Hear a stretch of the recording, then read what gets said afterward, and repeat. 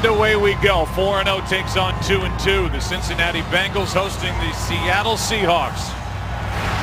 Seattle won the toss. They defer. Something's got to give here, right? The Bengals offense, number 2 in the NFL. The Seahawks defense, number 2 in the NFL. That's Chuck Woolery right there, Joe. 2-2, baby. It's the old Chuck Woolery here before the kickoff. Should be good. Auschka will kick it away with Brandon Tate waiting for it. It's week 5 in the NFL, and with Cincinnati on top in the north, already enjoying a 2-game lead over the Steelers, who are 2-2, and they're at San Diego on Monday night. Glad you're with us. And away we go.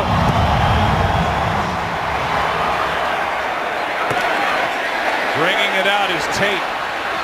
Not a good decision.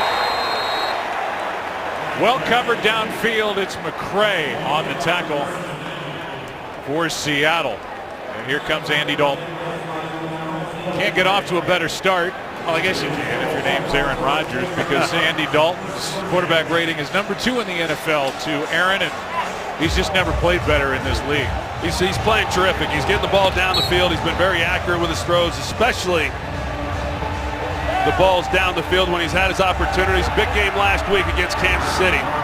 Biggest thing he's done, Joe, is he's not forced throws. You know, something that was to his detriment in previous years.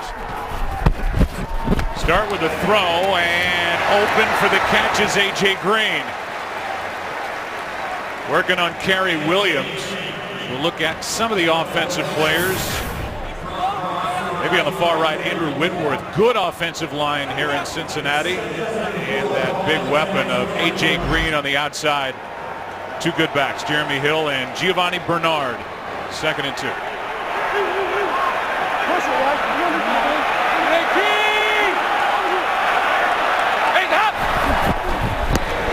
Here's Dalton carrying it for the first down. And on that play, it was Andre Smith, the right tackle, who was spread out to the right in a wide receiver spot.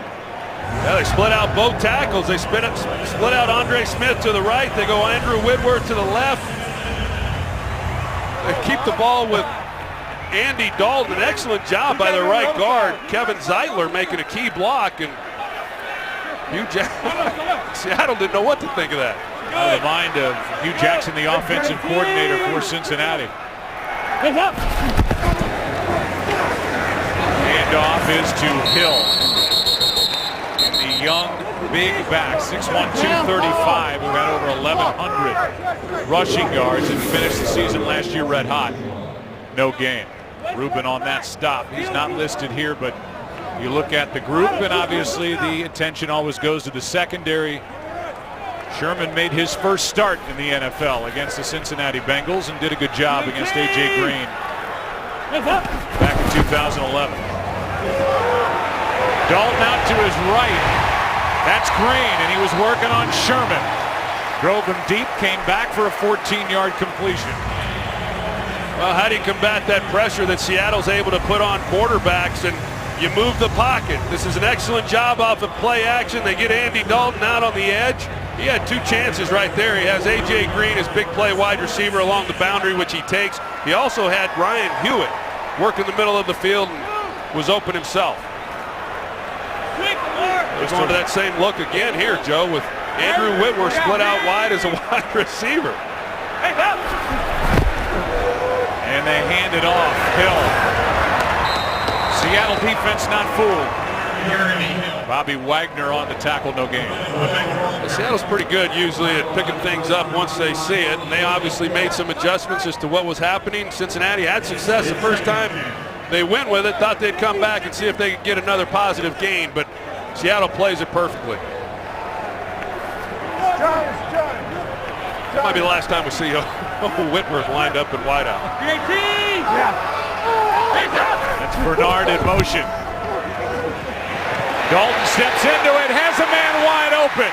Pass caught by Jones. And Marvin Jones still working down inside the 15. What a start for Cincinnati. That one good for 44. Well, this is where they've been really good. Cincinnati is getting the ball up the seam. Marvin Jones, 82, inside the numbers, a perfect throw. They get Giovanni Bernard split out. They switch release it to that side. I think it created some confusion with this Seattle defense, but it certainly opens up a lane there for Marvin Jones. And another big play and big throw by Andy Dalton. And that's really defined their season so far. Has 15 completions of 25 or more yards, number 1 in the NFL. Add another. That one 44. And now timeout taken by Cincinnati. Fast start for Andy Dalton and the Bengals, 4-0 and looking good so far.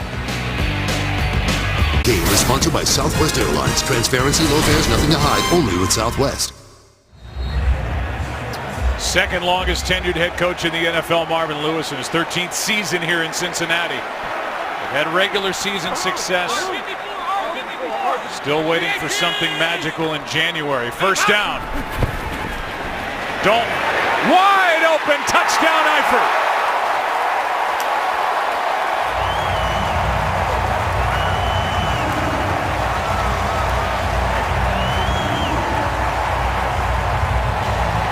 Dalton has started 4 for 4, and he's had wide receivers wide open.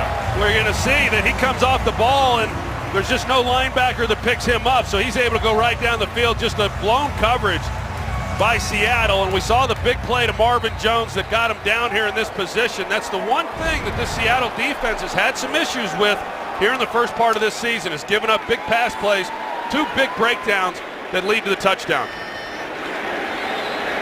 Wide receivers get him down there. The tight end, Eifert, has his 4th touchdown of the season. It's 7-0 Cincinnati. The Bengals, an NFL best, 28 opening drive points, and they have started fast here against Seattle. This game is sponsored by Bud Light. Make the right call. Drink responsibly. Little 14-yarder to Tyler Eifert. And it's 7-0 Bengals. Some breakdowns in the secondary for Seattle. Not used to seeing that. 7-play drive, just under 4 minutes, and Nugent kicks it to Lockett out the back of the end zone. Let's go back to the touchdown. Yeah, ISO Cam Chancellor, he's right here. And it looks to me like he should have been the one who carries Tyler Eifert up the seam. Instead, Marvin Jones is running a pivot route there from the slot position, and 2 guys covering him. Certainly Earl Thomas not able to get over the top and try to make a play. You see Cam Chancellor going over it there on the sideline, seeing exactly why there was a miscommunication on the play. But 2 easy pass plays for Andy Dalton. Well, will there be any easy ones for Russell Wilson, who has been under pressure all year? Man it. Here we go. Blue lady. Hand off to Rawls.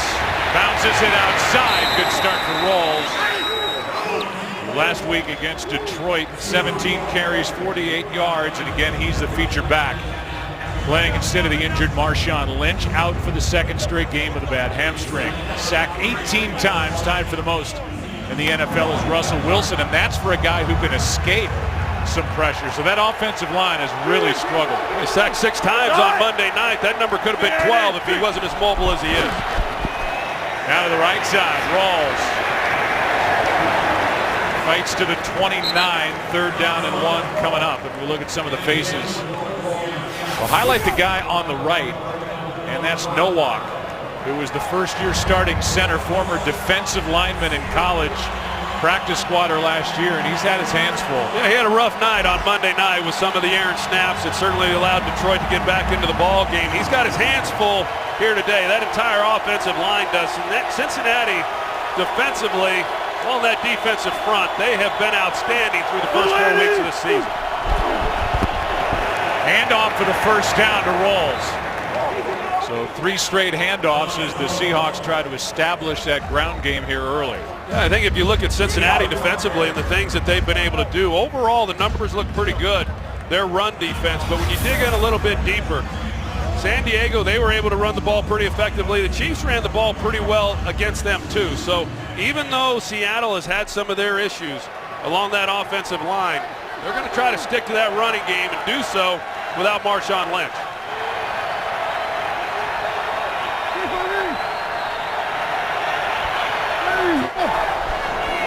First throw, Wilson has a man, and that name out on the edge is Jimmy Graham. A gain of 4, and let's go to Mike Hill with a game break. All right, guys, Packers and the Rams, and how good is Aaron Rodgers? Well, you know how good he is. He's the MVP. Finds Ty Montgomery, just weapons after weapons for that Green Bay offense. 31-yard score, second of the season, 7-0 Packers. Joe, Troy, back to you. Keep an eye on that young man from Stanford. Ty Montgomery could develop into yet another weapon for Aaron Rodgers, 2nd and 6.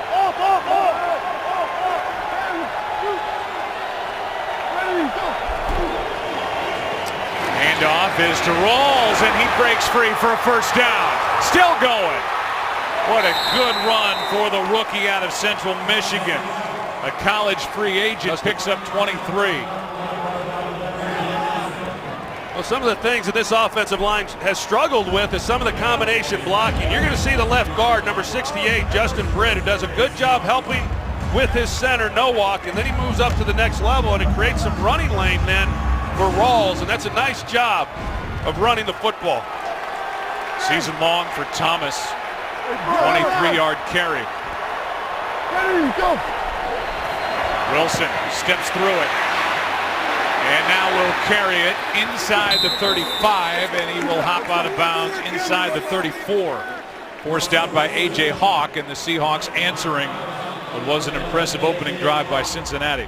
Yeah, good coverage down the field, and Russell Wilson able to keep the ball, and he's been, you know, such a big part of what they've been able to do running the football. He always is, but you take his rushing numbers out of this offense, and they're not running the ball very well. They're in the bottom third of the league. Rod Smith now in at tailback, just activated off the practice squad. And he'll take it here. He's got a first down. He's a big-bodied kid, 6'3", 226. Played at Ohio State, and the Seahawks put Harold Simon on IR to open up a roster spot for Rod Smith. And he picks up a first down on his first carry in the NFL. And he stays in the game, so as you said, a guy who was on the practice squad getting some action, and they're trusting him here early in this ball game. Hey, stay with me. 380. Hey, easy. Hey, check 51. Check 51. Got it. Good. Blitz coming. Wilson protected. Wide open for the touchdown is Curse. And what an answer from Seattle. And that offensive line, the embattled offensive line, did a terrific job on this first possession. Russell Wilson comes up. You heard him. He changes the call, and we saw blown coverage by Seattle defensively. This time the same thing happens to Cincinnati. Jermaine Kearse, he's just running a corner route. Nobody carries him up the field. They come off at a miscommunication now for both teams that have led to touchdowns. 30-yarder to Kearse. That's his first touchdown catch of the season. Hauschka will try and tie it.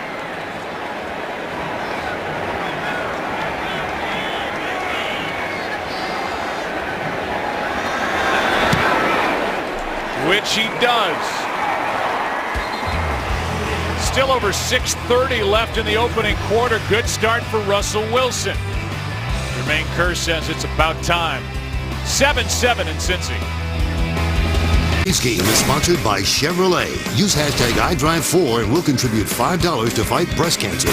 By Pizza Hut. Bring home the flavor with a twisted crust pizza. And by State Farm. It pays to double check. Talk to your agent today. They have some trophies in the case at Moeller High School. In Cincinnati, some famous alumni include Barry Larkin and Ken Griffey Jr. What a good answer from Seattle, and it was the ground game that set up the touchdown pass. 46 rushing yards on the drive, and then the 30-yarder to Jermaine Kearse. 7-7 game, and you would imagine Pete Carroll Tom Cable are happy with the way the offensive line for Seattle has started this game. Yeah, that was a big drive to answer the score by Cincinnati, an offense that had not scored an offensive touchdown this season. To be able to put something together and answer was big.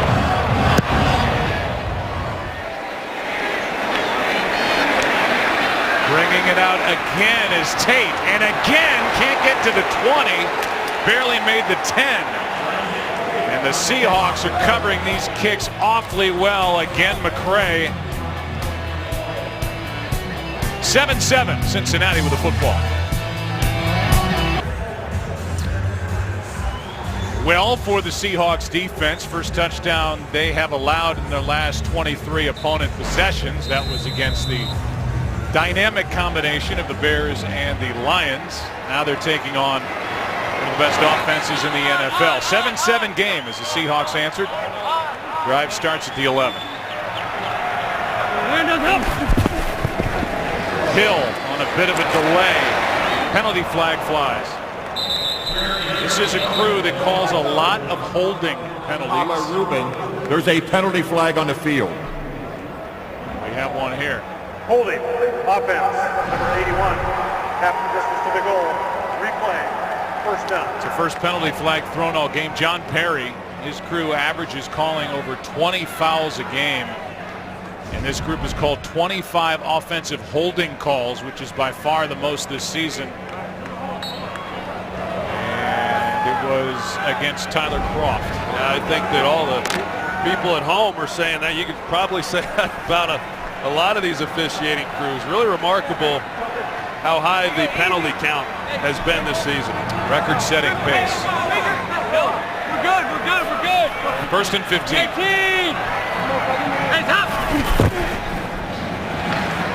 Floating one to the sideline. What a throw and catch. A.J. Green on Kerry Williams, and Andy Dalton couldn't have handed it to him any better than this. No, this is what you call walking it to a man. I mean, he's going up the field. It's a perfect release by A.J. Green. He gives his quarterback room to put the football along the boundary, cut the split to begin the play. But Kerry Williams, he's going to get opportunities. They're not going to challenge Richard Sherman. You're going to throw in his direction, but you pick out the guy that you feel like you can go after the most, and that's going to be Kerry Williams for much of this season. Down the sideline, Green hit in stride. Stays upright. What a move. That's a touchdown, but a flag is down. And this may be coming back. It is another hold. Holding. Offense. Number 77. 10-yard penalty. Replay. First down. They get Whitworth on the hold to bring it all back. What a terrific throw yet again from Dalton, but here's a hold on Whitworth. Well, let's take a look at it and see. He's got his left arm out around him. Once you get your arms extended like that, the officials are gonna get that call right there. And what a perfect throw by Andy Dalton. He lays that one beautifully up the sideline, all for naught. But right now, I think Seattle's got to take a look at this. If they're going to come up with Kerry Williams, they will mix it up. They'll come up and press. Sometimes they'll play soft. But if you're going to match Kerry Williams man-to-man in a press technique against A.J. Green, you're going to see a lot more of this. We've seen it on the last two plays. 72-yard touchdown called back because of that holding call on Whitworth. First and 20 now.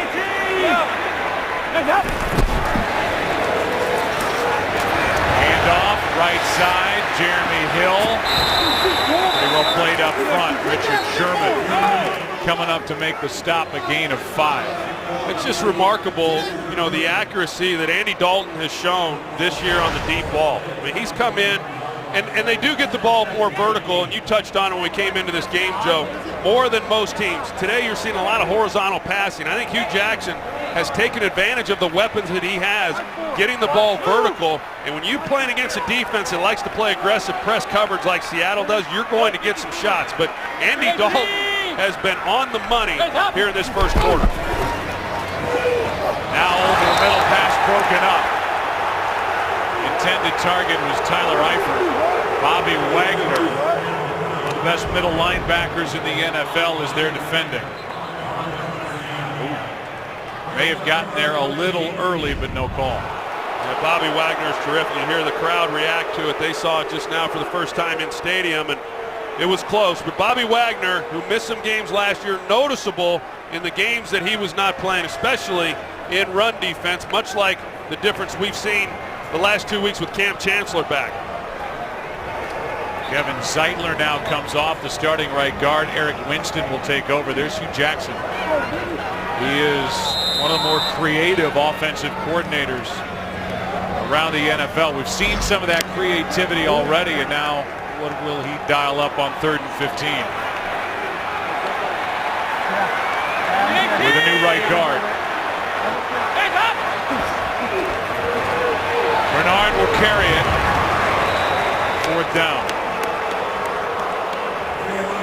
First guy there, Bruce Irvin, and a rather uninspiring call on 3rd down and 15. Well, I like the call, though, by Hugh Jackson. You're backed up. You've got long 3rd down situation. Not a good position to be in against any defense, especially one like Seattle. You know, take your medicine. We had the holding penalty that hurt the ability to get the touchdown there. Play field position. Huber hits it. Lockett will stay away for a moment on a hop. He gets it and takes off.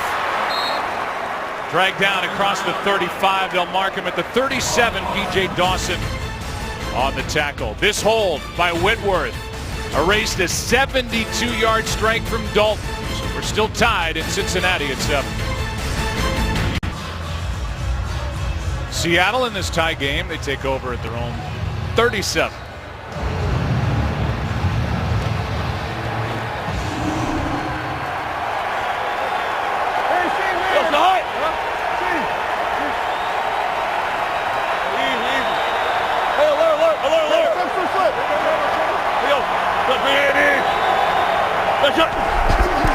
Blitz off the edge. Seattle runs away from it. And a nice gain on 1st down by Thomas Rawls. And so far, the holes have been there for the rookie free agent. That one good for 12. You're going to see right here, they're worried about the boot by Russell Wilson that we saw that they like to do. And so it opens up a running lane. And right now, I think Russell Wilson's doing a good job of communicating on the line of scrimmage. He did on the previous possession when they got the touchdown to Jermaine Kearse. You hear him up there telling the line to easy. He's just trying to settle him in and make some changes.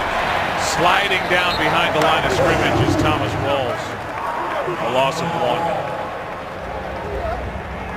Let's go back to the touchdown. Here's Wilson at the line.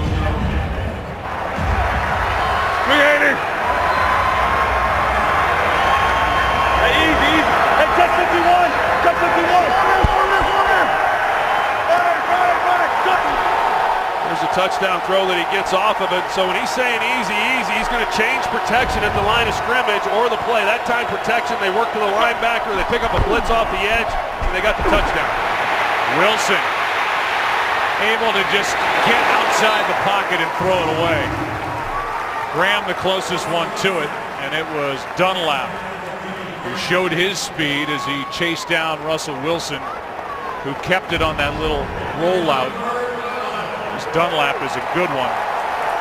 Had 8 sacks last year for a defense that had 20 for the season.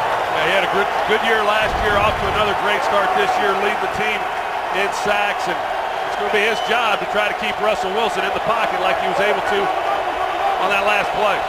3rd and 11.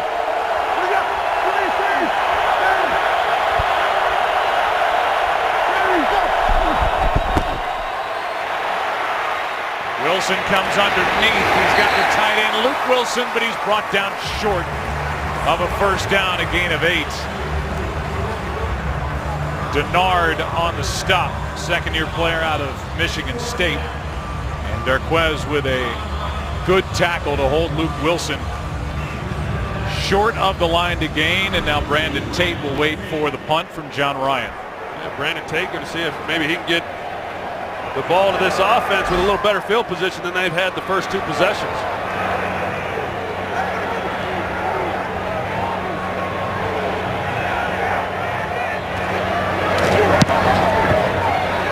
End over end punt. Tate leaves it alone, and it will hop into the end zone. Drive will start at the 20, tie game here. Let's go to Kurt with a game break. All right, the Eagles' Sam Bradford threw an interception in the end zone on Philadelphia's first drive. The Saints take it all the way down the field and cap it off with a Drew Brees to Benjamin Watson score, 7-0 in the first. Joe, Troy, and Aaron.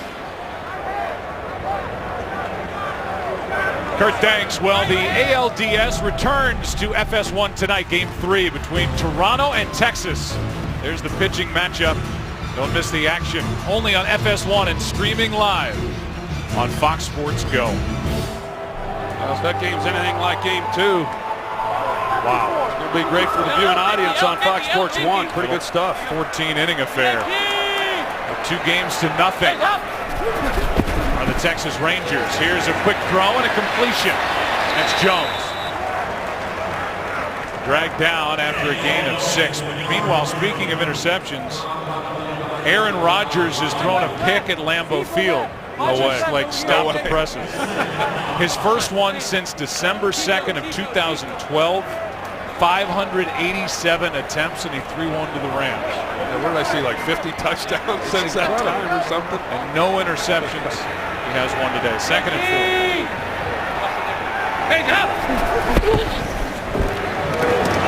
Eifert not on the same page with Dalton.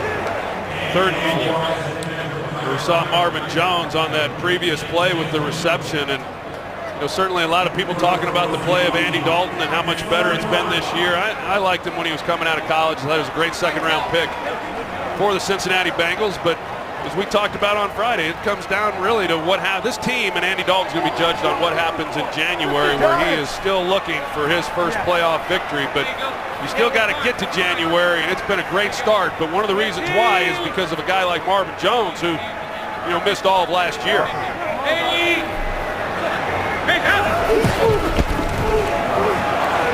Pass is caught for the first down, Sanu.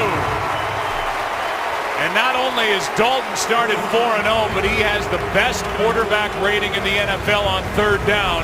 This one good for 21. Well, I really like the route, Mohamed Sanu, and they bring in Kerry Williams into the slot. Just an excellent job of running across the field, man-to-man coverage, and another perfect throw by Dalton. Pass caught, Bernard. Got around the tackle of Chancellor. Brought down by Wagner, but a gain of 8. Dalton has 3 pass completions of 20 or more yards already in this half, in this quarter, as we're under 30 seconds to go.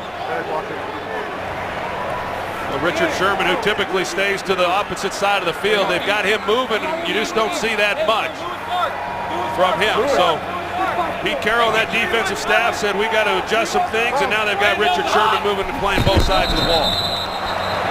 Just before the end of the quarter, a false start.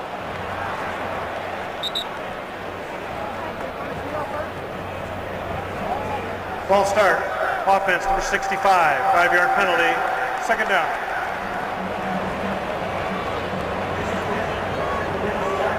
Next to game clock, please. 1 second remaining. So they're going to put 1 second back on the game clock.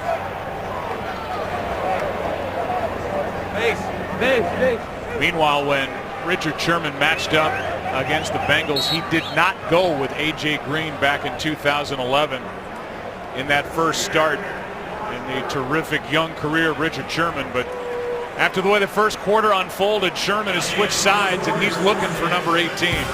7-7 game, fast start here in Cincinnati. Back after this from your local Fox station.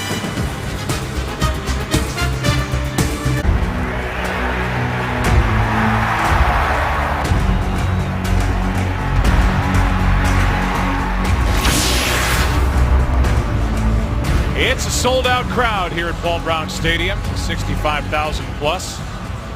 They saw their Bengals go down the field, score a touchdown on their first possession. Seattle answered, and now a 2nd down and 7 as we start quarter number 2. With the ball at the Cincinnati 49. Well, they're definitely matching up Richard Sherman with A.J. Green, and so as I said, not something that they do much of. They like to keep their corners playing their side of the field, but Pete Carroll recognizing the damage he's given them. Trying to set up a screen back to the left after rolling out to the right for Eifert. And there was just nothing there. 3rd down and 7. I think that's what makes Cincinnati really so dangerous. Yes, A.J. Green is a big-time receiver, and you've got to be able to answer for him. But I've said it many times. You've heard me, Joe. I think the 3rd guy in your lineup really determines whether you're going to be an explosive offensive aerial attack. And Cincinnati has that. They've got 3 really excellent wide receivers, but then they also have Giovanni Bernard out of the backfield, Tyler Eifert a tight end. They got ways to beat you. Here's a completion on 3rd down again. This time it's A.J. Green. Another 1st down for Cincinnati. This one good for 9. Richard Sherman's on him, and this is going to be a heck of a battle to watch. And this time A.J. Green, he wins that battle. He's inside on the slot, a good thrown ball. As a receiver, you want that stuck on you in tight coverage and away, and he's able to do that and keep it low and protect himself. But an excellent release and a nice completion.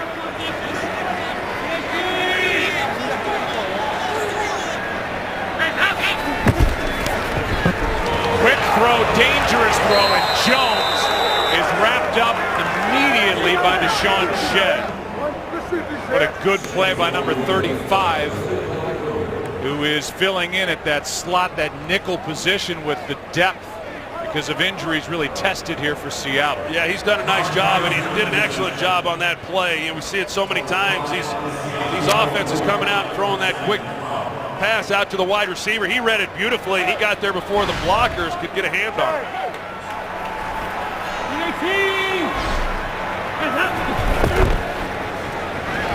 Dalton is sacked.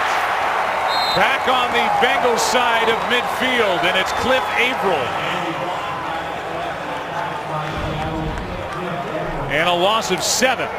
Well, they wanted to take another shot up the field, but excellent coverage on the outside. A.J. Green, he was going to test Richard Sherman one more time, but he just couldn't hold the ball long enough to give him a shot, and Cliff Averill keeps playing off that edge and is able to get to Dalton. 2nd sack of the year for Averill, now 3rd and 19. Now, a lot of attention paid to the sacks or lack thereof by Seattle. Don't let that fool you. This is still a defensive front that knows how to harass a quarterback. Just ask Matthew Stafford. Here's Bernard, who was left alone. Not likely to have picked up the 1st down. He had a long way to go. But Dalton with an incompletion to a wide open back out of the backfield. Meanwhile, that was the 1st sack that Andy Dalton has suffered here at home in the early part of the season, and just the 3rd sack allowed by this offensive line of the Bengals. Yeah, and those things go hand in hand. Excellent offensive line, but Andy Dalton very good at getting the ball out of his hands. Good punt by Huber. And well covered downfield and tapped down at the 1 by Denard. Darquez Denard able to corral it before it ended in the end zone. The drive will start for Seattle at the 1. Today's game on Fox is sponsored by DraftKings. Free 1-week fantasy football at DraftKings.com. By McDonald's, now serving all-day breakfast. And by Geico. 15 minutes could save you 15% or more on car insurance. High school football, serious business over on the west side of Cincinnati. Showed you views from the pit, the 10,000-seat stadium for the Elder Panthers. Voted one of the 10 best places to watch a high school game by USA Today. And they are loud here at Paul Brown Stadium as the drive starts. They marked it down at the 2. Now it's at the 1 as Justin Britt left too early.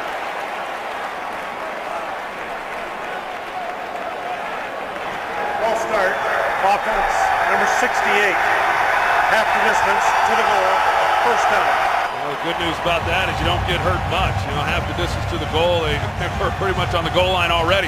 Good time right here to use hard count for Russell Wilson. You're not going to lose much as an offense. Get a chance to pick up 5 easy yards. This calls into question really what Darrell Bevell, the offensive coordinator, is going to call. A lot can happen down here with a leaky offensive line. Slow start to the play. And able to plow ahead for 2.5 as Thomas rolls. Yeah, you get down here and you're backed up, and you're just all you're focused on is getting a first down. There's a good look at Darrell Bevel, the offensive coordinator. He's had his work cut out for him. I mean, he's been here in Seattle for a few years now, and when you're used to running the football the way that they've been able to do so, and now without Marshawn Lynch and all the changes that have been well documented, it is hard to call plays as a coordinator.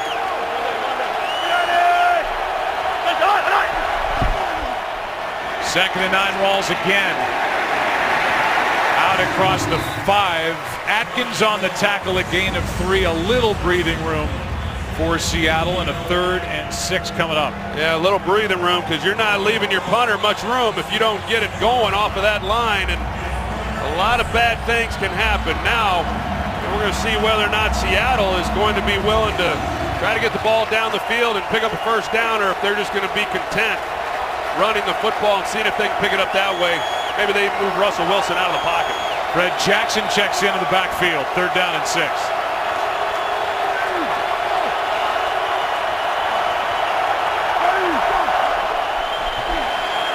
Pass is caught for a first down.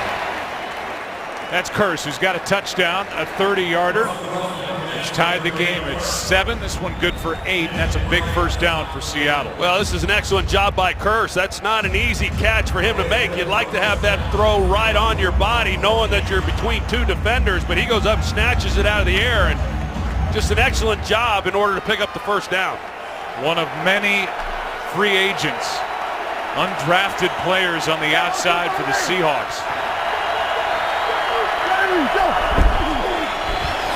Here's Rawls. A.J. Hawk on the stop, the longtime Packer. Carry good for 3 yards. Here are the men on the outside for Seattle.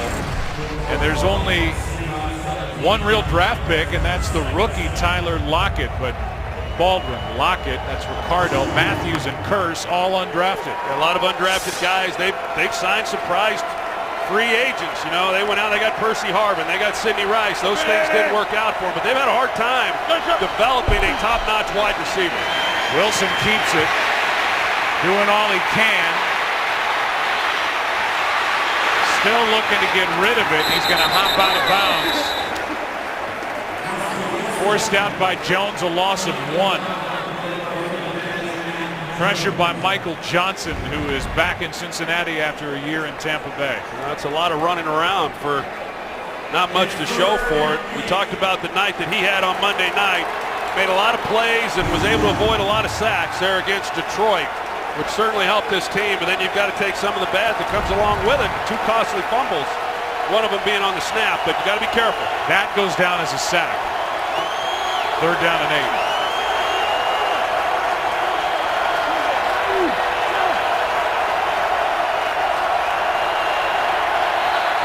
Play clock at 0. Play game. Offense, 5-yard penalty. 3rd down. I can assure you that that last play going down as a sack does not make that offensive line nor their offensive line coach, Tom Cable, very happy.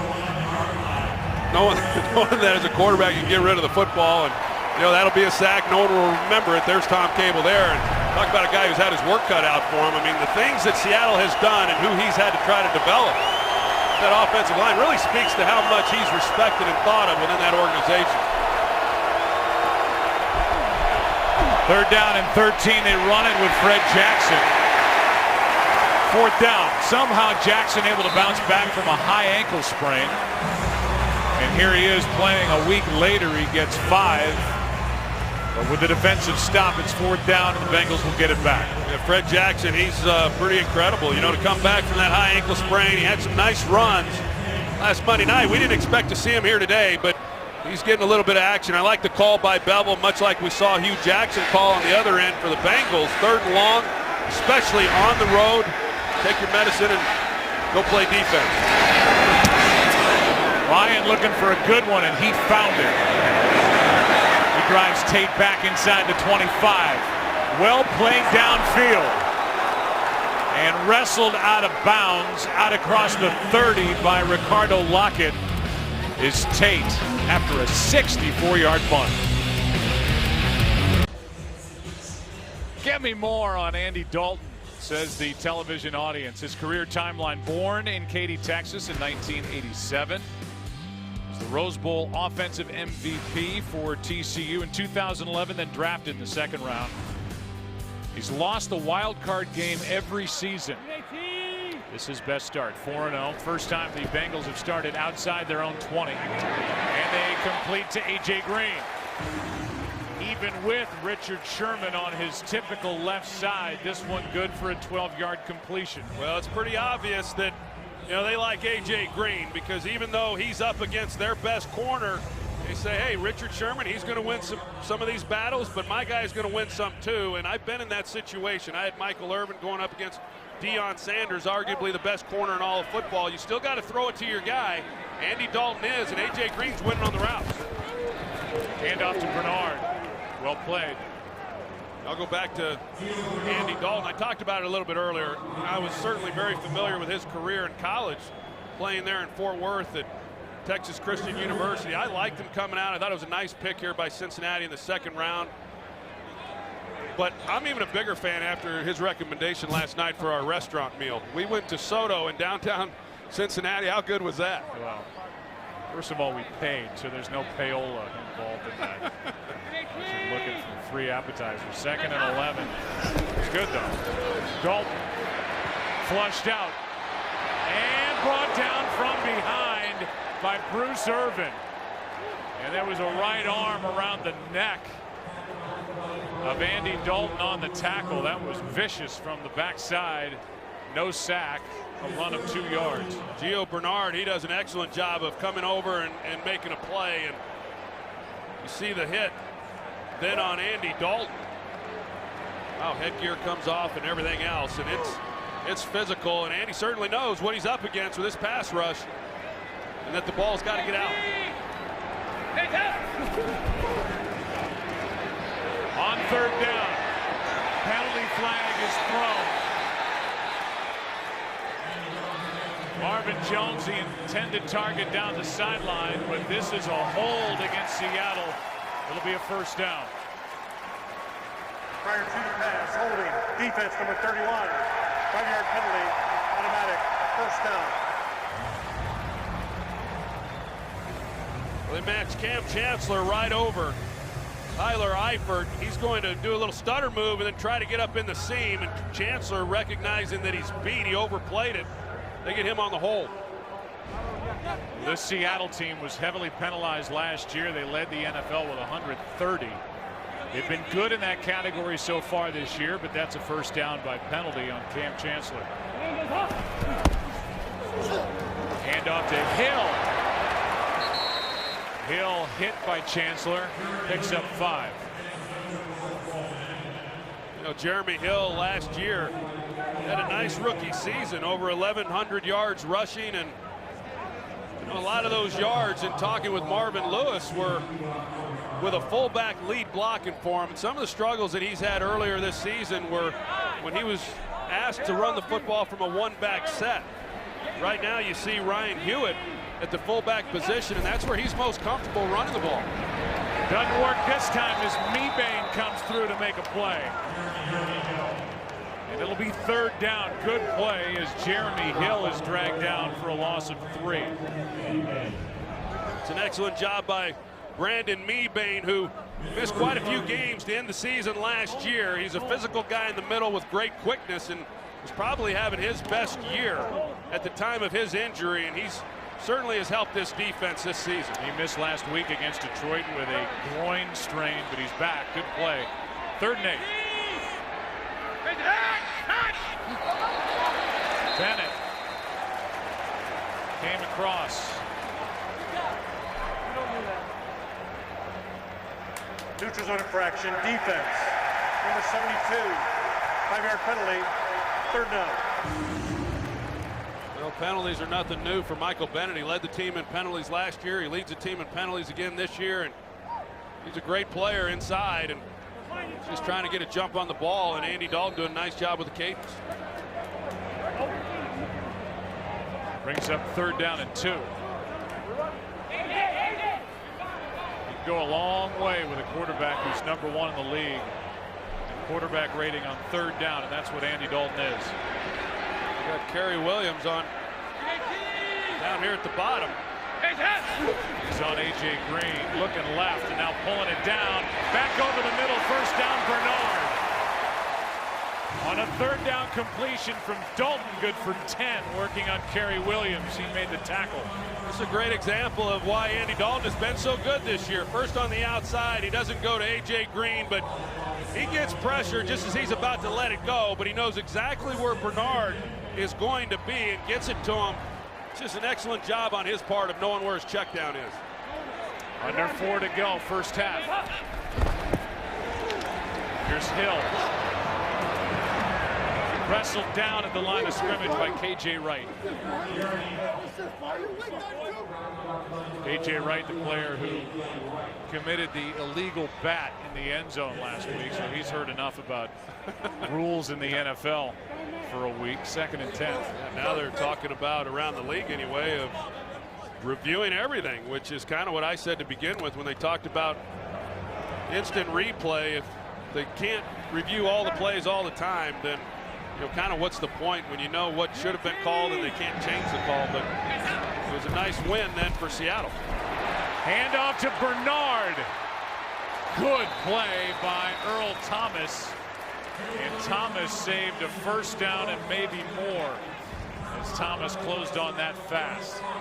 Well, Hewitt at fullback, he does an excellent job lead blocking for Bernard. A nice lane in the middle. Just really good execution right now by this offense. Here's Dalton going to try and plow ahead for the 1st down on 3rd down. Or are they going to spot it? Looks like with enough. That's a 1st down as Dalton kept it and picked it up after the 9-yard carry by Bernard. Cincinnati 2 timeouts as we approach the 2-minute warning. And they're going to let it go to the 2-minute warning. You have anything you'd ever wanted to say to the United States of America, Troy? You have 12 seconds. No, I'm going to defer to you. Go ahead. Okay. It's a 7-7 game. 2 minutes left. Interconference battle, Seahawks and Bengals. Fun one here in Cincinnati. Back after this. Get apps, videos, and more at itunes.com/NFL. How about more on number 31, Cam Chancellor? And some of the headlines. Michael Robinson saying that he is willing to sit out the entire season. Marshawn Lynch wearing Cam's jersey at practice. Chancellor with that game-saving play for the Seahawks. According to that headline, completes his redemption story. What a play it was, knocking the ball out of the arms of Calvin Johnson. Less than a yard from the plane of the goal line. Here's one through the hands of Jeremy Hill. Aaron? Just to add on Cam Chancellor missing all of camp and then the 2 days, Pete Carroll telling us this week he didn't miss a beat with his offseason conditioning. He came in impeccable shape, looked great. They wanted to give him a breather in that first game back, but he didn't need it at all. I asked Russell Wilson yesterday, isn't that just annoying that someone misses all of camp? He said, no, thank God he did. It helps us out. Seattle 2-0 with him. 0-2 without him. The numbers against this defense are night and day with number 31 in there. 2nd and 10. Bad snap. Somehow Dalton gets it. Completes it to Bernard, but a good play by Cam Chancellor. He closes in a hurry. He hits like a truck and a gain of 1. Yeah, Cam Chancellor's hard to be the Legion of Boom when you're without your boom, and he's made a real difference for this defense. And how Andy Dalton is able to make a play on this one, he's fortunate that it just didn't get away from him. But Cam Chancellor, when you talk to the coaches and more importantly when you talk to the players, he unquestionably is the leader of this group. So they were excited to have him back, and it's rare when someone steps in missing that much time and being in game shape, ready to play, but he was. Speaks to how he conditioned himself while he wasn't here. 3rd down and 10. Pass is picked off in the end zone. Earl Thomas. penalty flag after the interception. Thomas gets a block. Still up on his feet, and he takes it down just outside the 30. Tackled by A.J. Green. A.J. Green was the intended target, and Andy Dalton throws an interception in the end zone. After the interception, personal foul, defense number 72. They'll retain the ball after a 15-yard penalty. 1st and 10. Well, they don't come any easier for that for Earl Thomas. He was in a great position right from the time the ball was delivered. Penalty against Bennett, but the Seahawks have it in a tie game. Today's game on Fox is sponsored by FanDuel, the leader in one-week fantasy football.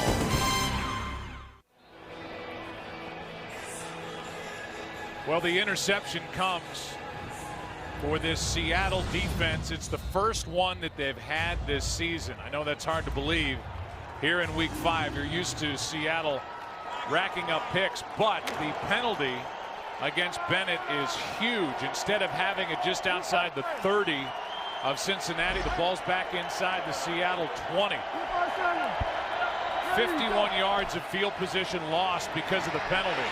Here's one flipped to Fred Jackson out of the right hand of Russell Wilson, and Jackson is out across the 25, a gain of 8. 3 timeouts left. 2nd and 2. Wilson throws, pass caught, Baldwin out of bounds. 28 seconds left.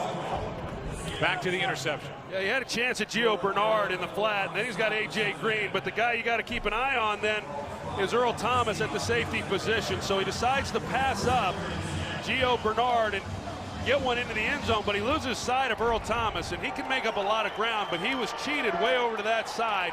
No chance of completing that pass for Dalton.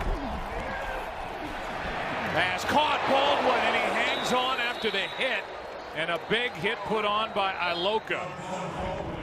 And a timeout taken by Seattle. They'll have a first down after the 13-yarder. With the ball up near midfield. Back after this.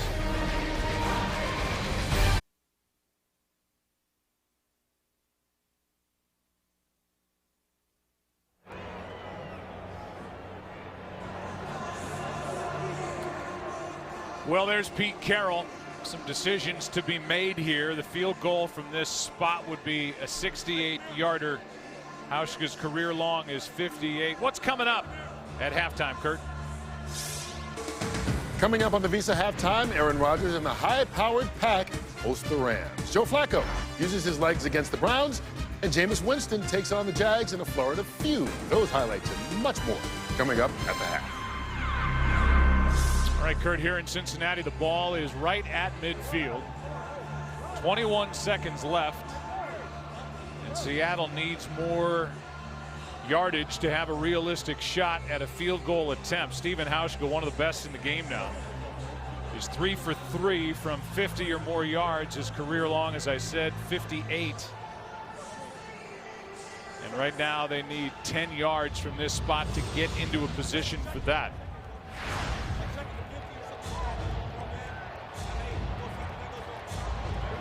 So we'll see what Seattle features on first down with 2 timeouts left. All of this coming after Andy Dalton's 2nd interception of the season, and his first here at home in the end zone, picked off by Earl Thomas.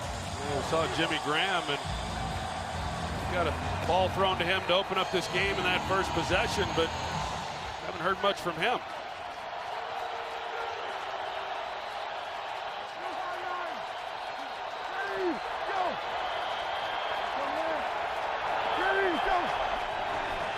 Wide snap. Wilson gets hit as the ball comes out.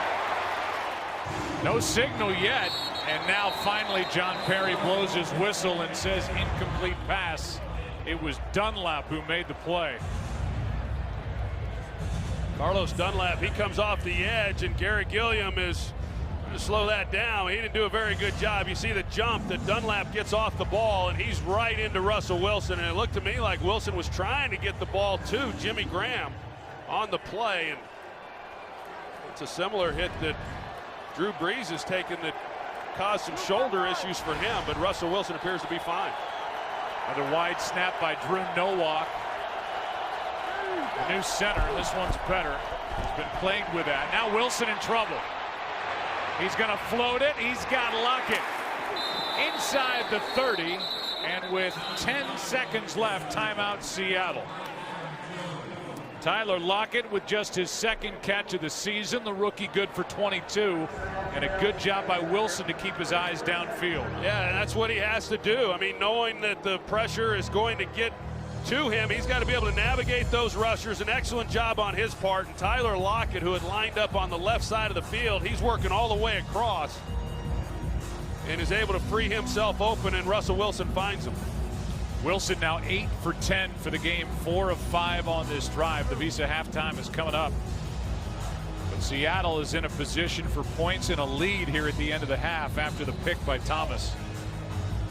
And then that play by Russell Wilson, who's signed to a new 4-year deal with over $60 million guaranteed.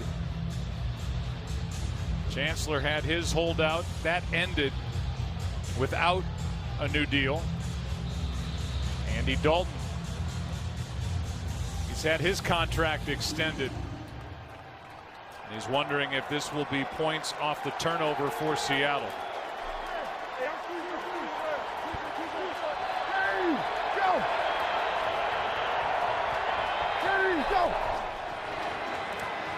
Wilson over the middle. Graham.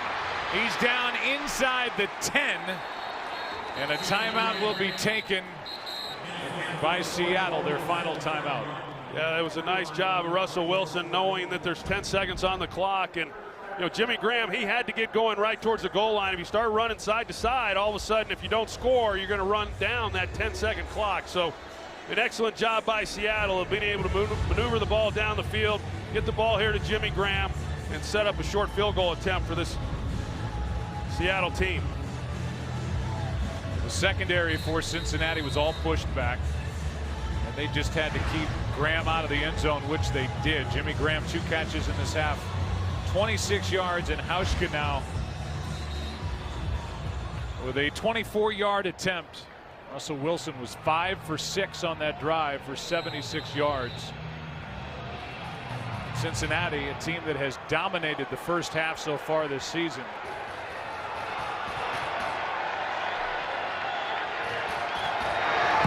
Is trailing by 3.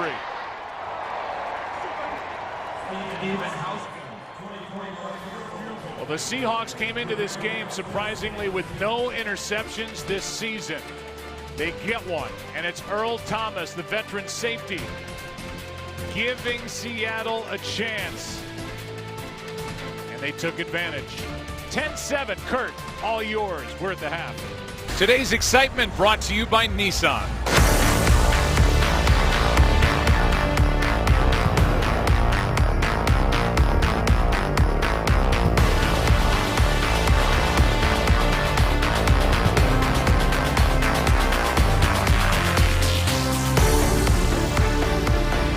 That was today's excitement, at least half of it. We've got a half to go. Brought to you by Nissan. The stats after one half play. See the total yards, about even. One takeaway belongs to Seattle. They're finally able to come up with an interception. They came in as one of only 3 teams without one. And the time of possession favors Cincinnati. A little more offense really than I anticipated coming into this ball game. Both teams did a nice job on their opening possession, and then the defenses stepped in like I thought that they would. And then they end the half with some offense as well. Costly interception, obviously, by Andy Dalton. The Bengals were in field goal range. And a big penalty on Andrew Whitworth, the left tackle, that nullified the touchdown to A.J. Green. Here's the rookie Lockett. He's already got 1 for a touchdown this season. It's not going to happen here. Can't get to the 20. They mark him at the 19. Brought down by Rex Burkhead down to Aaron. Thanks, Joe. We talked a lot about this Seattle offensive line. So many questions going into this game. I just talked to Pete Carroll coming out of the half, and he said, I thought the line did great. He said, we're communicating, we protected the quarterback, and we were finally able to run the ball. He said, all is well in that department. Marvin Lewis, though, not so happy with the way Russell Wilson late in that first half was able to keep plays alive. He said, we got to get to him quick, and we got to get to him fast. Joe? We'll see if they can. Rawls right side. Good work up front by the Cincinnati defense. As you said early, Troy, the Bengals came in with 11 sacks, all 11 by defensive linemen. So this is a tough group to handle up front, and it's been pretty good for Seattle so far. Oh, I think so too. I mean, when you consider what's happened with this offensive line through the first 4 weeks, and there's been pressure at times with Russell Wilson, but he's been able to navigate that. The big thing, like Darrell Bevel said, is they've been able to run the ball. In that first half, over 50 yards rushing by Thomas Rawls. Of course, he had the 20-plus yarder on one of those carries. Here's Rawls. Second down out across the 25. They'll pick up 8 Ray Maualuga on the tackle. Third down and 2. That offensive line there on second down, second and long, and being able to run the football, and now, making it a very manageable 3rd and 2. So we're seeing some growth, I guess you could say, with the group up front. There was talk about Patrick Lewis maybe getting some playing time here today at the center position, but has not gotten in the game yet at this time.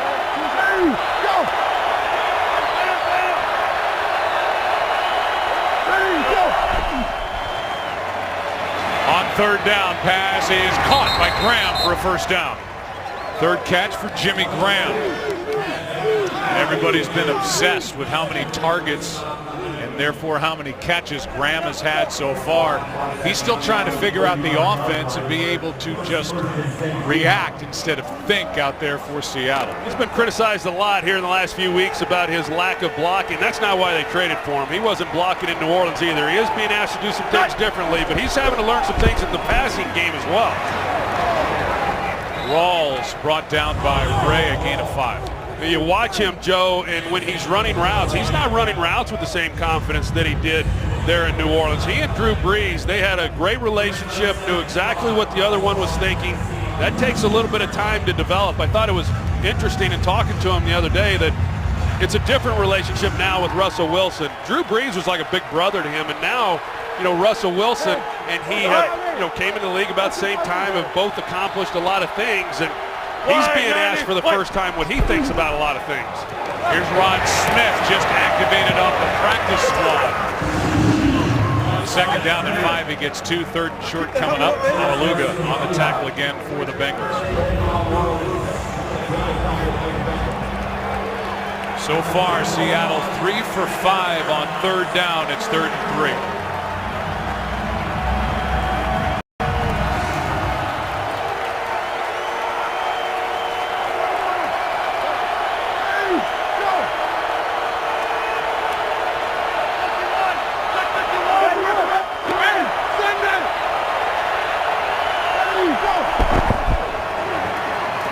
Third down, floated for Baldwin. Got behind the defender, and Baldwin is down inside the 20. Got behind Denard and picks up 47. We showed earlier in the game the job that Russell Wilson did with protection. This time he does the same thing. He knows he's going to take a hit. The Bengals are bringing extra people, and you see Denard, he sits on the route. He thinks the ball is going to be thrown quickly. Instead, Russell hangs in there. He got a big play. Here's one batted in the air and picked off by Cincinnati. Intercepted by Adam Jones.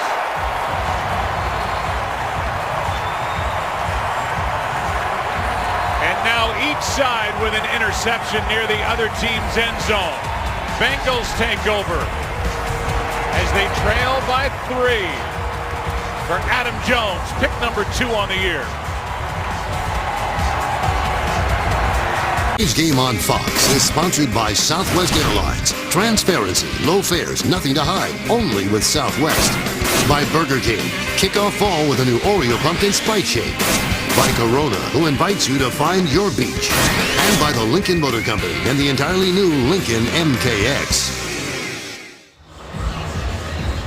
Russell Wilson just threw his third career red zone interception. Well, it's an excellent job by these two linebackers, Vincent Ray and then Ray Maualuga, who got his hand on the ball, and they squeeze Jimmy Ray, and the ball goes up, and Adam Jones able to locate it. Here's Jeremy Hill, not much. So Cincinnati and Andy Dalton, they throw a touchdown, or rather an interception going in for the touchdown toward the end of the first half. And now Seattle and Russell Wilson, they return the favor. We go back to the interception. Now you get a little better look at it here. You see that Jimmy Graham, he's trying to sit it down in the zone, but it was another forced throw by Russell Wilson. I say another, that's the same thing that hurt Andy Dalton on his interception, was trying to force one down the field with Earl Thomas. This time the same thing with Russell Wilson. Out of the backfield, it's Hill. Lowers his shoulder and has a first down for Cincinnati as he plows into Bobby Wagner.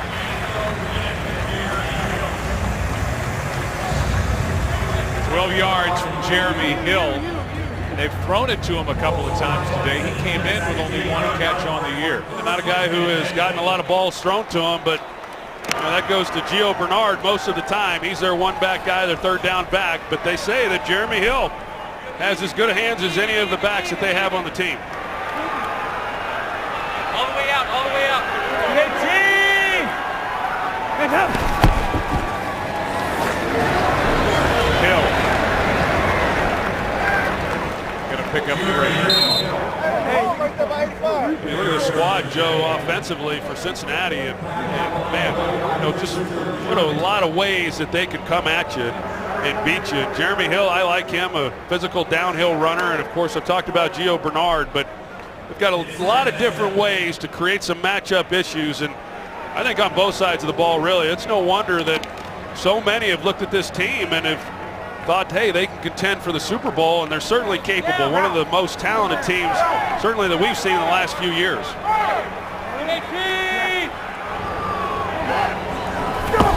Low snap, good catch by Dalton. 2nd and 7, pass nearly picked by Richard Sherman.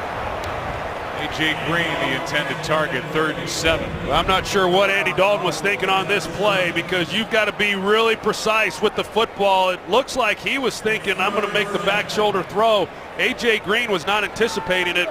Richard Sherman, a very tough play for him to make. I've seen him make that play a lot of times, as you have as well. And he was a wide receiver for a time there at Stanford, and he plays the ball as well as any corner in football, and that's why he's so dangerous. He's on the offensive when he's playing on the defensive side of the ball. He's got 24 career interceptions, 3rd and 7. Pass is caught for a first down by Jones.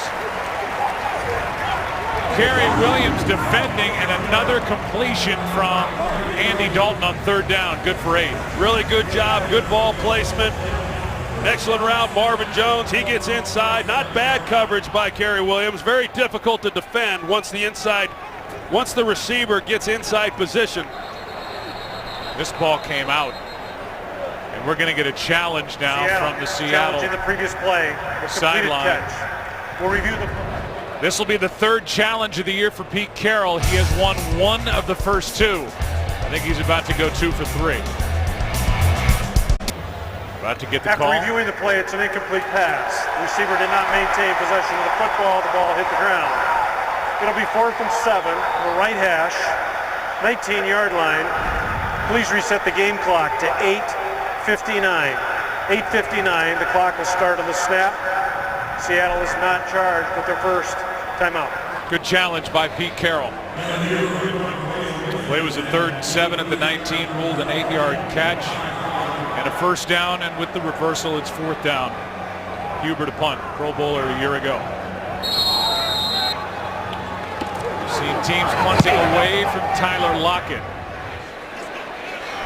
He's coming to get this one with a fair catch. Outside his own 30. Seattle with the football in a 3-point lead.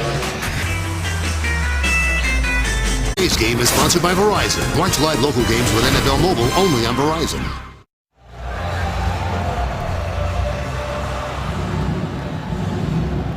Back in Cincinnati. Richard Sherman and Pete Carroll. Pete, a former defensive back himself at the University of the Pacific. Long chat during the break. We've seen Sherman switch sides today. I think we've made enough of the fact that the Seahawks again are without Marshawn Lynch, NFL's rushing leader since 2011. Got Rawls in at tailback. He gets it, cuts it back, and a good run by Rawls out across midfield. Inside the 35 and still going for the touchdown.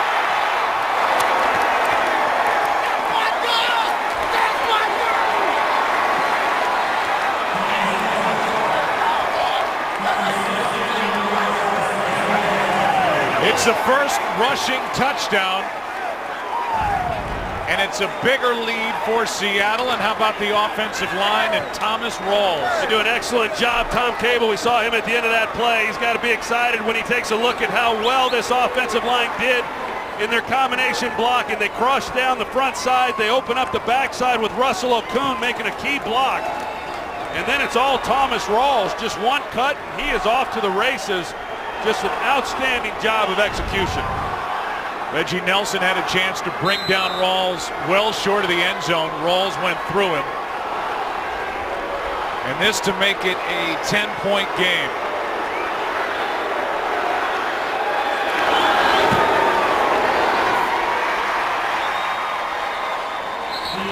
(17-7) here in Cincinnati, and it's the offensive line and the ground game. It's been impressive. Yeah, that offensive line has just done an excellent job. You know, we've seen them grow as this game has progressed, certainly from where they were a week ago against the Lions. And Tom Cable, as I talked about earlier, he's had his work cut out for him. He's done an outstanding job with this group this week. Yeah, and I was just saying as the touchdown run took place by Rawls that we haven't made a ton about the fact that, well, Marshawn Lynch isn't here for the second straight week. You could make the case that he's as important as any player is to any unit on any team in the NFL, and then right on cue, Thomas Rawls rips off the long touchdown. Well, I would agree with that. Marshawn Lynch, he really is the heartbeat of this offense, and you know the way that he's able to pound the football and be physical, that's where they get that from. But I know they like this Thomas Rawls, another undrafted free agent for this football team. They said he has a similar style to Marshawn Lynch, but an excellent job there, just with one cut, recognizing what he had on the backside of that blocking scheme, but all set up by that offensive line. They've been beaten up quite a bit here over the first 4 weeks of the season, but they're having a good day here against what I think is a really good defensive front by the Bengals. We saw that stat, first rushing touchdown of the season for Seattle, first rushing touchdown allowed by Cincinnati's good defense. And it's a 10-point game. Tate thought about it, going to bring it out, and that's the third time he's done that in the game.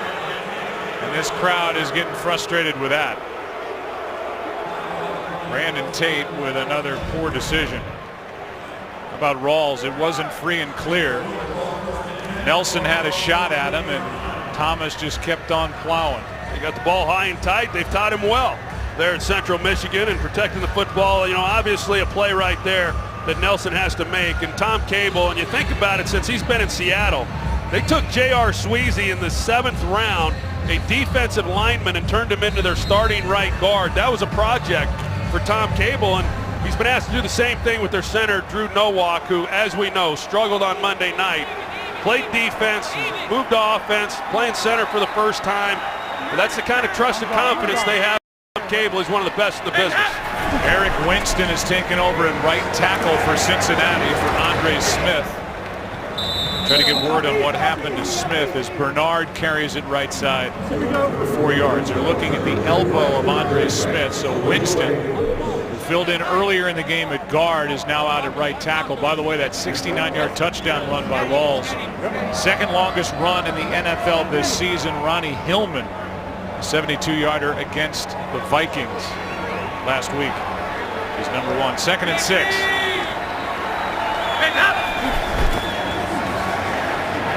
Out of the backfield, good play as Bernard made the catch and KJ Wright made the hit. A gain of 2, 3rd and 4 coming up. That's why this defense is there's a lot of reasons why this defense is good, but their linebacker play is really what differentiates them from a lot of other defensive groups, because they're able to match up against some speed guys, and KJ Wright, to be able to close on a guy like Bernard the way that he just did, pretty impressive. Third down and 4.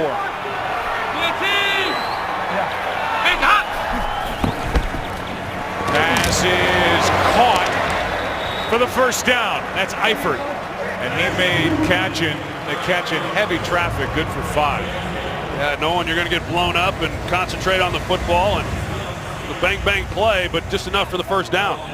See that brace on the right arm, the elbow of Tyler Eifert. He was injured in week 1 last year. Marvin Jones missed all of last year. A.J. Green missed 4 games, including the playoff game. Weapons are back for Dalton. Here's a handoff and a fumble. Here's Wagner back for the touchdown, Seattle. Michael Bennett knocked it out.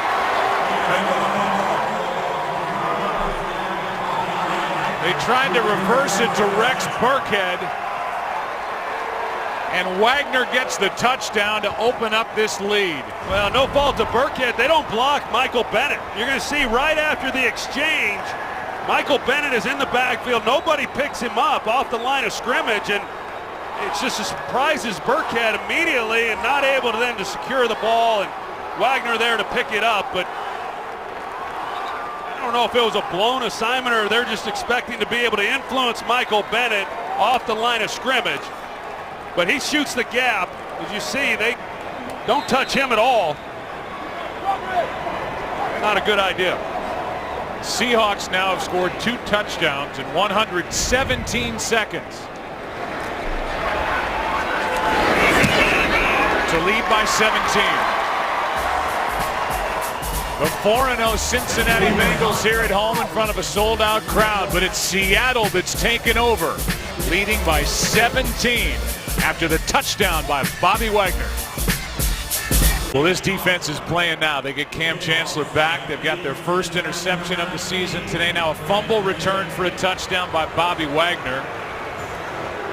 He's one of the best young linebackers in the NFL. Maybe the best young linebacker not named Luke Kuechly. Maybe Wagner's just as good. He's getting better and better as the years go by in his 4th year. He was there to pick it up and take it in. 23 yards. Make it a 17-point game. Here's a return by Tate. This time he's at least able to cross the 20. Brought down by Ricardo Lockett. The ALDS returns to FS1 tonight, Game 3 between Toronto and Texas. It's been fun to watch Frank Thomas and Pete Rose go back and forth on the pregame show. Hey, don't miss the action only on FS1 and streaming live on Fox Sports Go. The Rangers up 2-0, winners of the AL West. Back to the fumble. Yeah, there's another look. You see Michael Bennett. He comes off the line of scrimmage untouched. You just wonder. We talked about Eric Winston coming in for Andre Smith at right tackle. You know, was it him or was it Kevin Zeitler, the right guard? You can't imagine that you're just going to turn a defensive lineman loose on a play like that, on a reverse, but they did, and it made him, Michael Bennett made him pay. Seattle was offside on that last kickoff, so they tack on 5 yards. The ball is at the 28. That's where the drive starts. Pass out of the reach of Bernard. You remember how Cincinnati started this game. They marched right down the field and scored a touchdown. But since then, 3 punts, an interception, a fumble. They had a long 72-yard touchdown called back because of a hold, and Dalton threw an interception going in just before the half to the Seattle end zone. 2nd and 10. Blitz. Bengals pick it up. Down the sideline, and a flag flies. Marvin Jones, the target.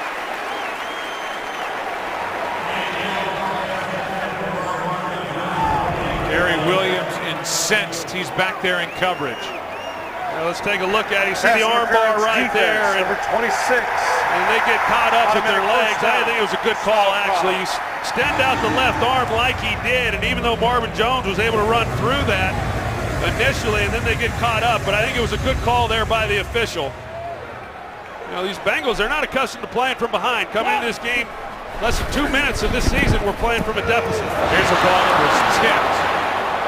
And and then off the hands of Bernard. That was a 29-yard penalty, by the way, for the first down on the pass interference against Kerry Williams. And so now you look at this game, and it's still plenty of time, of course. There's a quarter and a half left to play, but with a 17-point deficit, Cincinnati gets out of really what they've been about. Yeah, they've gotten big plays down the field throughout the season, but they have run the ball 51% of the time, and certainly when you're behind like this, a lot of that goes out of the playbook, and they're going to have to start throwing the ball more than what they've had to, at least this year.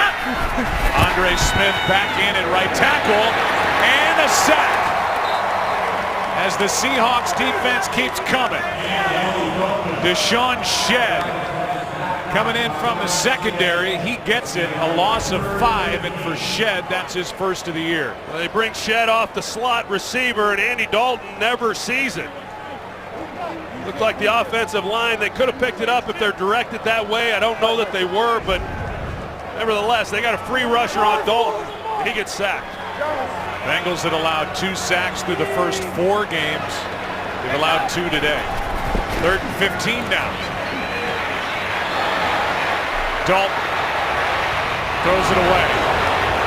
And this Seattle defense is humming now. It's 4th down. Great coverage by the Seahawks. Excellent coverage down the field. They've been able to get pressure then on Dalton in the pocket. We saw the blitz off the edge. Here's that last play. Dalton trying to buy himself some time. Richard Sherman on A.J. Green. And I've seen this defense a lot of times. Once they get cranked up and they start getting some momentum in their direction, they're hard to move the football against. Chris Richard, the defensive coordinator for Seattle.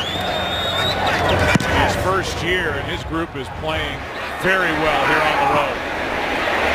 Good play downfield. It was Tate who saved it. And then it was down by Denard. The drive up by 17 will start near their own end zone for the Seahawks.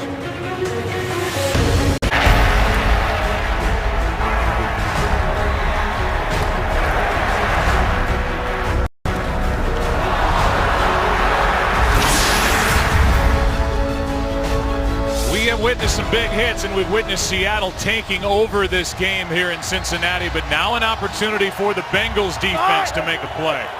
Drive starts at the 2. Hand off to Rawls. Good play by Reggie Nelson. And Rawls coming off that 69-yard touchdown run, good for 2. This season stream live local Sunday afternoon games right on your smartphone with NFL Mobile. 2nd down and 8. Well, you talked about it, Joe. You get this offense backed up and you're down this many points, and you got a good defensive front. Geno Atkins not in the game. But it's time for this front to make a play. Penalty flag, free play, and it's the fullback, Tukuafu. Looked like the defense came across, and it is against Cincinnati.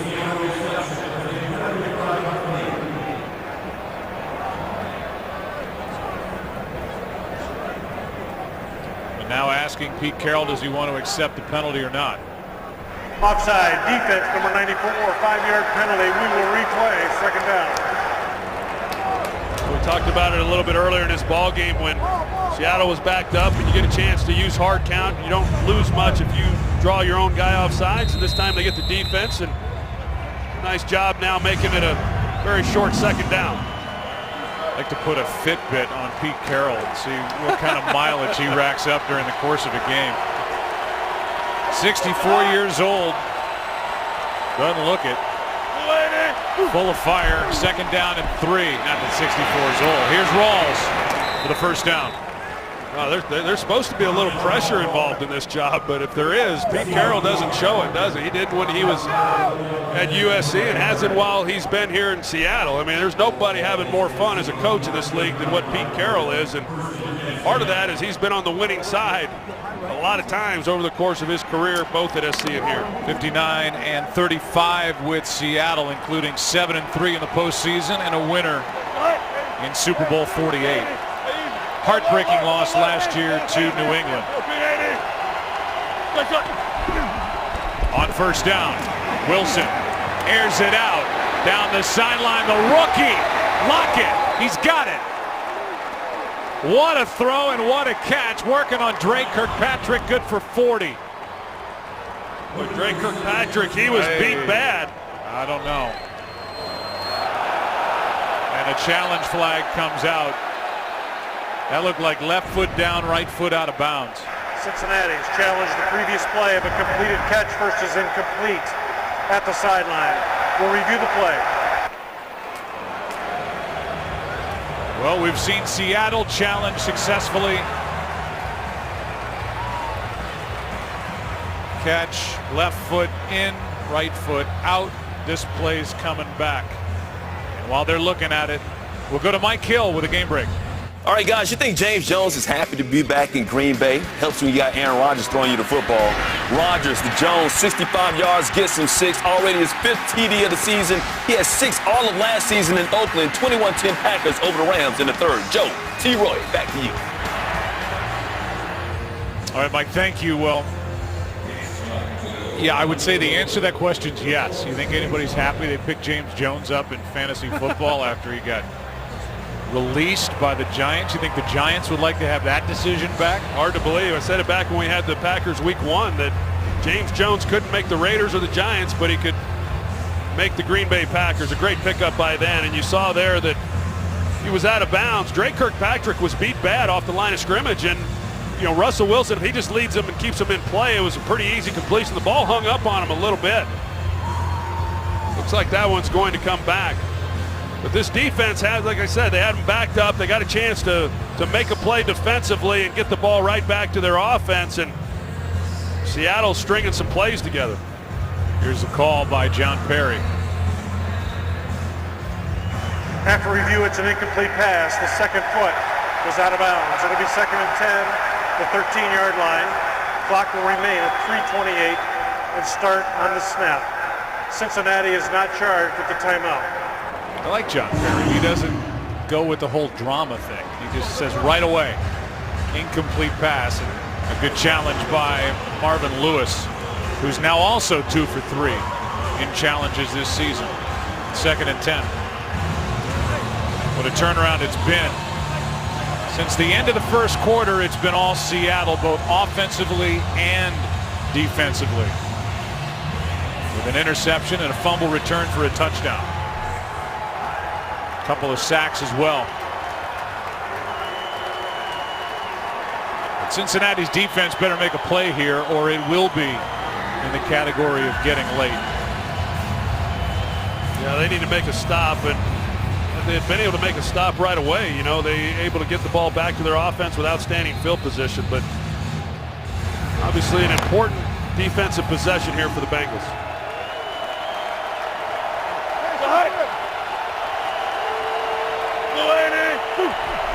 2nd down and 10. Here's Rawls.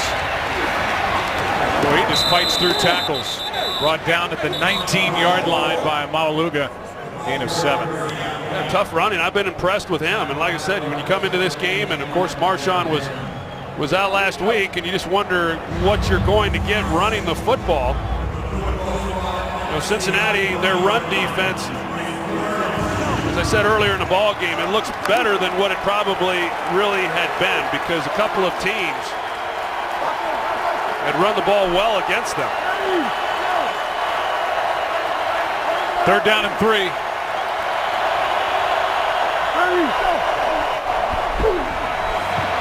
Wilson is sacked. Dunlap.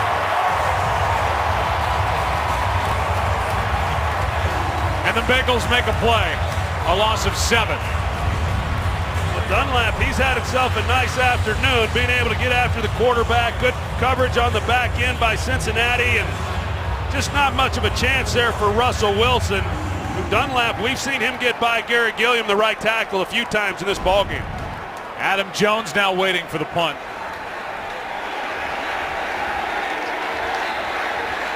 Second sack today for Cincinnati comes at a good time. Ryan hits a low liner. Jones room to run with one blocker in front of him. And He spins across the 45, and you can add 15 onto it. That was a late hit, and it'll bring the ball inside Seattle territory.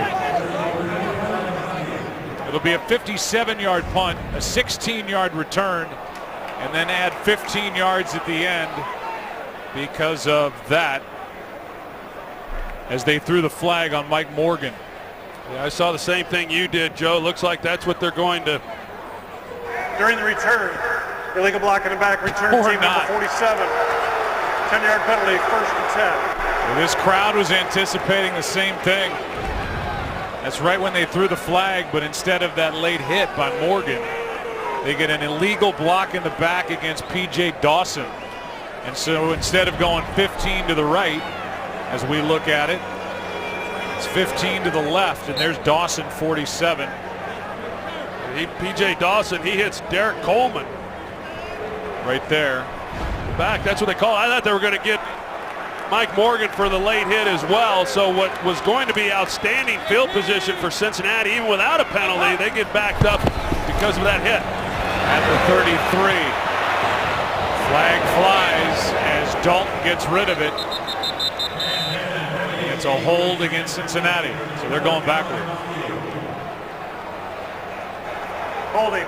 Offense, number 71. 10-yard penalty, replay. 1st down. They get Andre Smith, who was getting his elbow worked on earlier, back in there, and there he is, 71. Well, it looked almost more like self-defense. I couldn't tell who that was exactly. It looked like Cliff Averill. Sure enough, they ran right over the top of him. Watch this job that Averill does, just backs him right up, and then he pulls him down, and he gets called for the hold. It's the 3rd offensive holding call against Cincinnati. 1st and 20. Pass caught. Tight end Eifert. He gets the 10 yards back, plus he gets 12. Up to the 35-yard line, 2nd and 8. Good completion on 1st and 20 for Cincinnati, but now coming up on a minute and a half left in the 3rd quarter. Cincinnati, they're going to start speeding things up now offensively. 2nd and 8.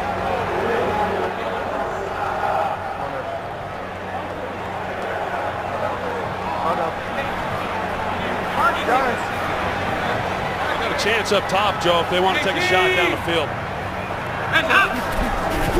That's Jones up there. And sacked again. This time it's Bennett. And the offensive line is breaking down for Cincinnati.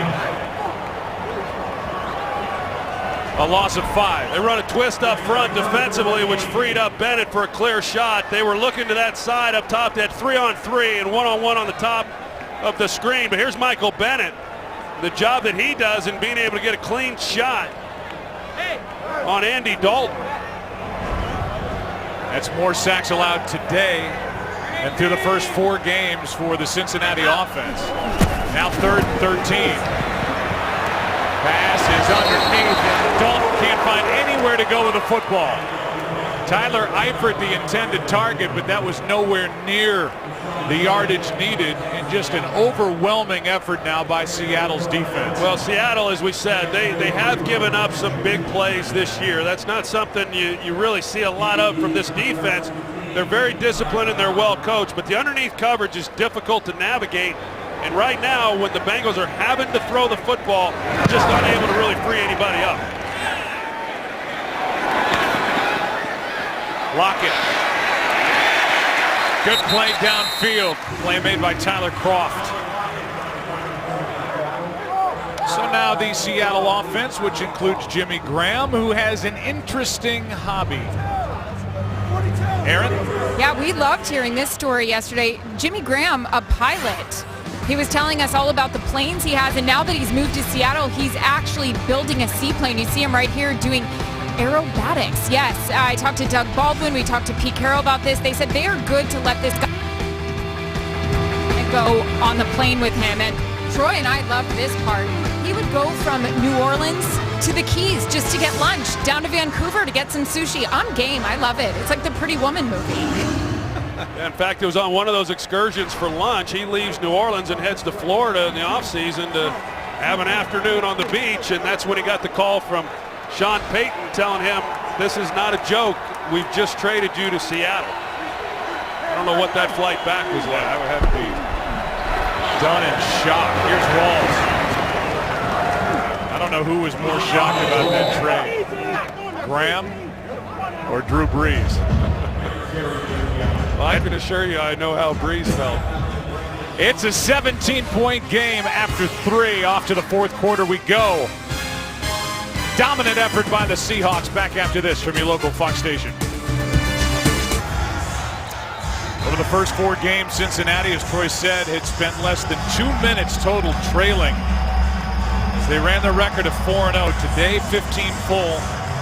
And now we're into the final 15 minutes. 2nd down and 7 for Seattle. Ball at their own 19.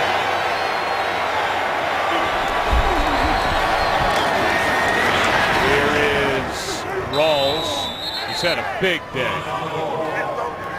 18 carries now, 153 yards, and we always wondered who would the next back be for Seattle.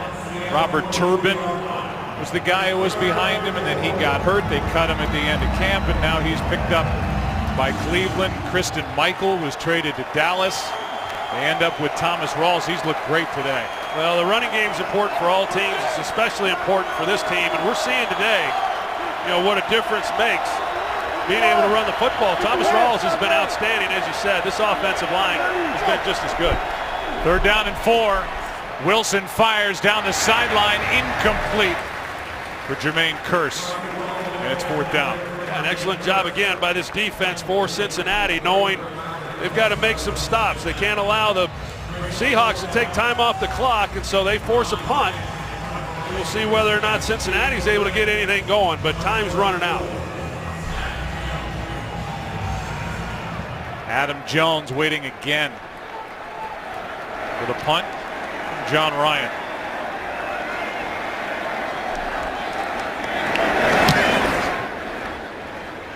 Line drive. Opportunity for Jones. Cincinnati needs one, and they get one. A great return from Adam Jones. And after a 46-yard punt, it's a 35-yard return, and it took the punter, John Ryan, to make the tackle. And that's a little jolt here for Cincinnati. Well, it's a great job by Adam Jones and his punt return team and being able to give the ball back to their offense with outstanding field position. Well, so now Cincinnati takes over. We can talk about the offense for the Bengals and what they need to do. They need to protect better, and they need to give Dalton a little more time. But this looks more like the Seahawks team we're used to seeing here today. I do think that Cam Chancellor coming back has had a profound impact on this defense. Here's Bernard. It was easy to say, Joe, the last couple of weeks, but they didn't face an offense like Cincinnati, today. And so this was going to be the real test for this defense as to where they are. And yeah, they're playing with great confidence. They're flying around, and they've done some nice things, especially here in the second half against a really explosive offensive attack. Cincinnati opened the game with an 86-yard touchdown drive. Since then, 7 possessions, 5 punts, and 2 turnovers. Handoff is to Bernard. And Bernard hits the hole with a head of steam, and he's got a first down inside the 15. A 13-yard carry. Here's Kurt with a game break. Speaking of 13 in 13 seconds, the Philadelphia Eagles scored 2 touchdowns. This 13-yarder to Brent Selleck gave them a 23-10 lead over the New Orleans Saints. Joe, Troy, and Eric. Where the Eagles need that. Meanwhile, the Seahawks don't need to see this. And that's Bobby Wagner injured on that last carry by Bernard. 13-yarder, which was Cincinnati's longest run of the day, and Wagner takes a knee as they look at him on the field.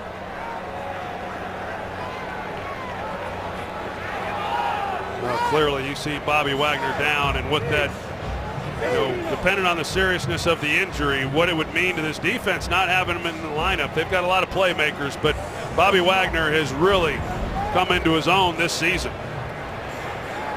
That's him stretching out to try to make the tackle. I'm not so sure Wagner couldn't have gotten off the field to get looked at, but I think the sideline told Bobby to just take a knee, take a breath, give the defense a chance to catch their breath, and try and stand up here and make a play here against Cincinnati. Bengals trying to get back in this game.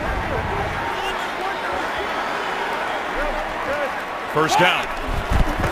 From the 14, handoff to Bernard. And Giovanni takes it to the 10. We'll go back to that last play, Joe, that they ran just prior to this. It was off that same action that we saw Burkhead fumble because they didn't block Michael Bennett inside. Well, they ran the same action. They didn't block Michael Bennett that play either, and he got up the field, and makes me start to wonder whether or not anybody really messed up on that previous play when the ball was on the ground. Same design there, but this time they get the over-aggressiveness of Seattle, and they're able to hit it in the middle. Second and 6. Dalton end zone. Man open. Touchdown, Eifert.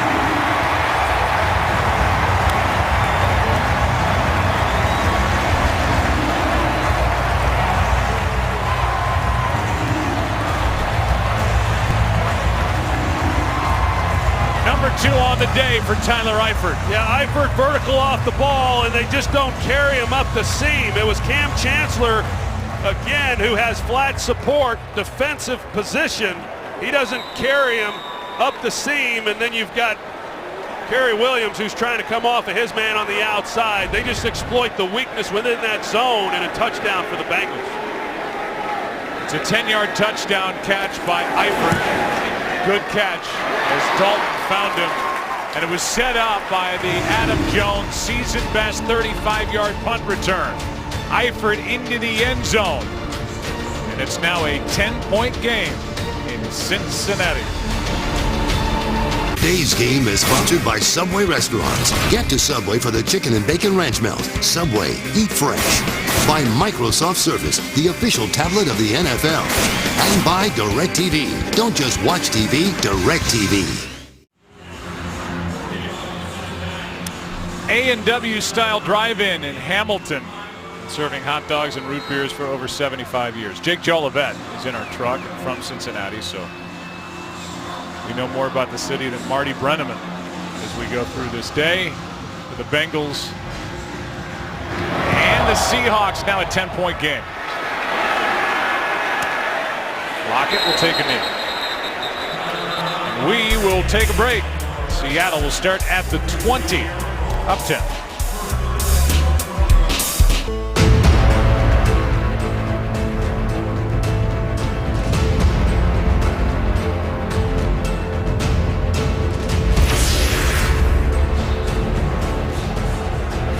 How's this one going to end? 12-18 left in the fourth quarter, and Seattle up by 10 starting at the 20, and the defense for Cincinnati begging the crowd to get back into it.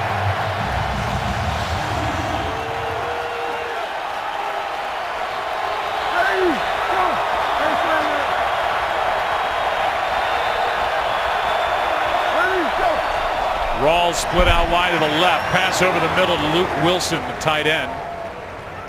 Tyler Eifert with a 2-touchdown day, and they look similar. Yeah, carbon copies of each other. See Tyler Eifert there at the tight end position. He just runs deep up the seam route there. That's the first touchdown. You come back to the second one. Now watch Earl Thomas over here. He's been cheating to that other side on both of those touchdowns.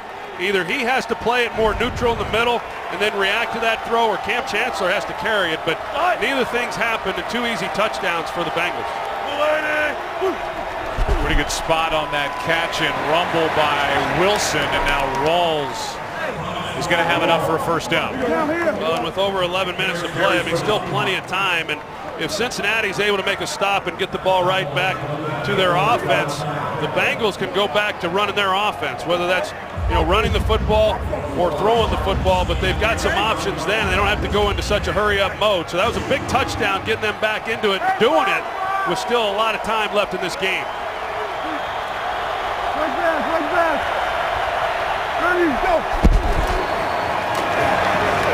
Rawls, 35. Second down coming up. day for Rawls, 20 carries, 160 yards. In place of the injured Marshawn Lynch. Lynch did practice this week, by the way, out with a hamstring strain. They hope to have him back for their Carolina game next week. What's up? Rawls again. Hit by Pecco. And Rawls, who has more yardage today than he had for the season coming in, is brought down. Third down coming up. Third down and a couple. That's a big-time collision there with Pecco and Rawls. Pecco doing a good job coming off the block. That was a big-time collision. This would be a big first down if Seattle could convert.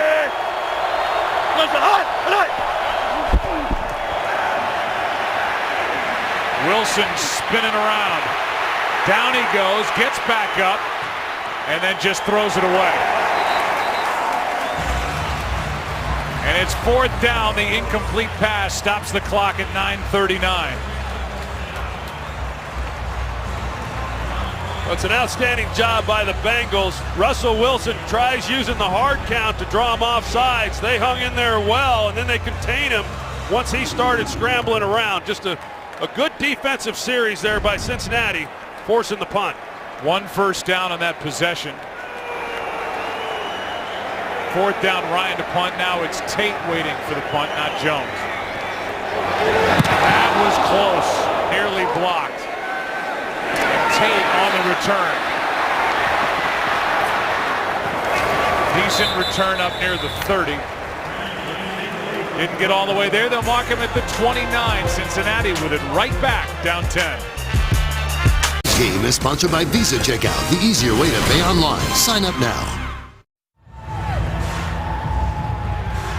Together, the NFL and the American Cancer Society encourage everyone to join in the fight against breast cancer. Learn more about A Crucial Catch Day on October 13th and find out how you can help make a crucial catch at NFL.com/pink.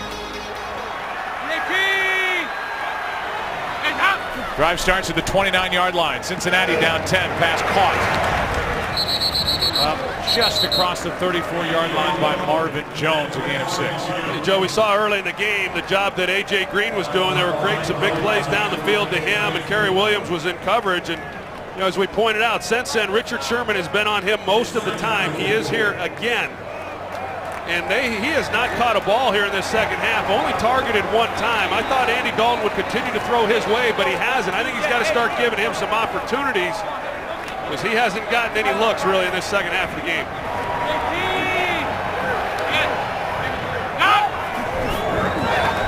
Second and 4. Here's Sanu. Breaks a tackle, has a first down up near the 44. Went around Chancellor. Here's Aaron. Bobby Wagner is back in the game after we were told he was questionable return with a right shoulder injury. He got hurt sometime in the first half of this game, guys, because that's when they had to tape it up. He was fighting with the athletic training staff after they were trying to test that shoulder and said he was ready to go. Bruce Irvin is on the sidelines. He was limping around but told trainers he was fine. All right, Aaron, thank you. So Wagner back in there. That's a big piece for Seattle. Clock is running, 8:10 left.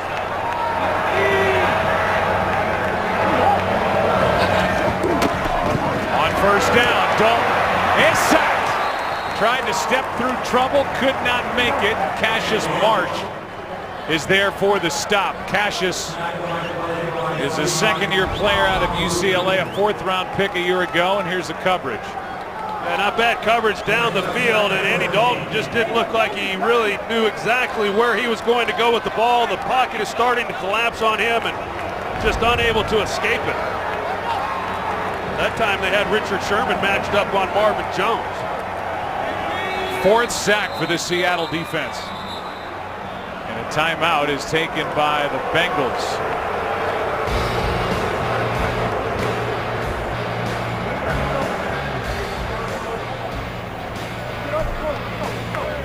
So we'll step aside.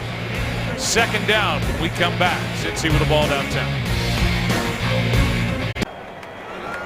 Cincinnati's going to have to make these possessions count. Second down and 13 with the ball at their own 41. Down by 10. Easy. Go L 50. L 50. No. Hey, you're 554. You're 554. Hey, easy. Hey, we're going 54. You're 18. Hey, up. Blitz. Throw caught. Pass is caught by Sanu. And they've gone to Sanu twice now on this possession. This one a big one.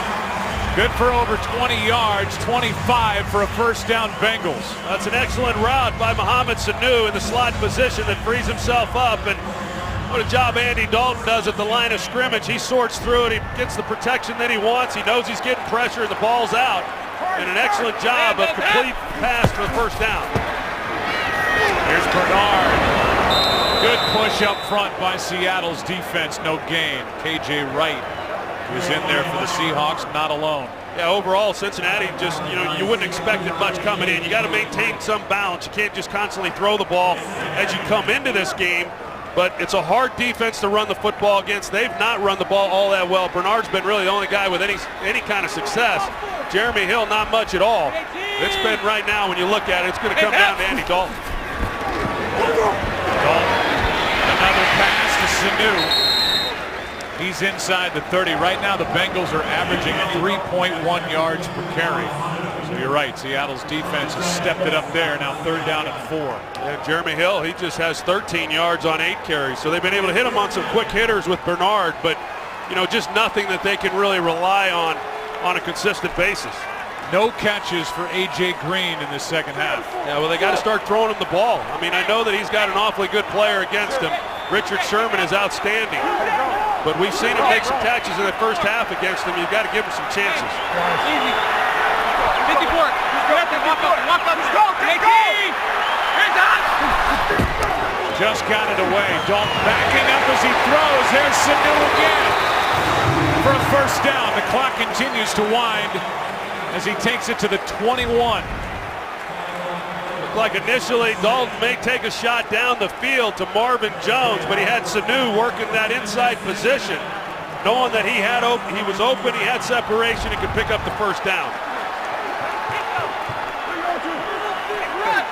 Watch it, Rick. 18. Hands up. Dalton pass is caught by Eifert. Had to dive to grab it. Had a little room out there. And Dalton been able to hit him a little more on his body, a gain of 7. I think just a miscommunication between those two guys. Dalton thought he was going to run out of the break. Instead, Eifert pulled up. Perfect drive throwing it for Dalton. Delayed handoff. First down, Giovanni Bernard. He takes it to the 6.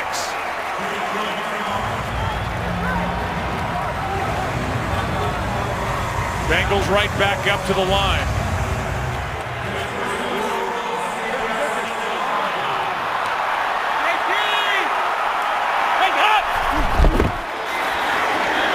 Dalton keeps it to the 5.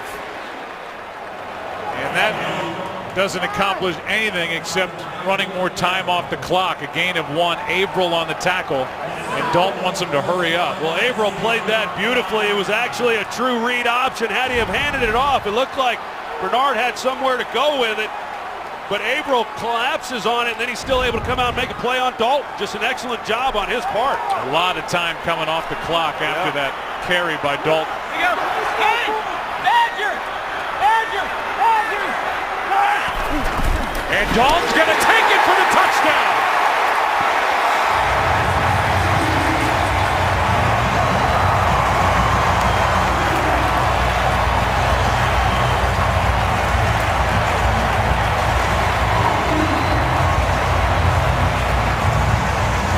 Right up the gut. And Andy Dalton saw something he loved, and that's what he saw. He sees no one in the middle. He calls the quarterback keeper, but Russell Bodine, the center, he has to make the key block then on the nose, and he does.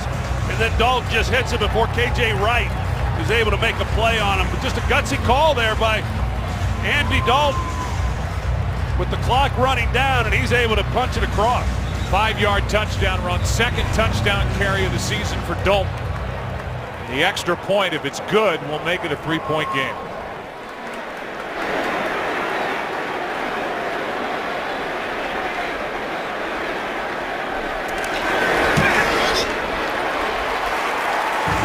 (24-21). 14 straight put up by the Bengals, the 4-0 Bengals. The most unique voice in sports is on FS1.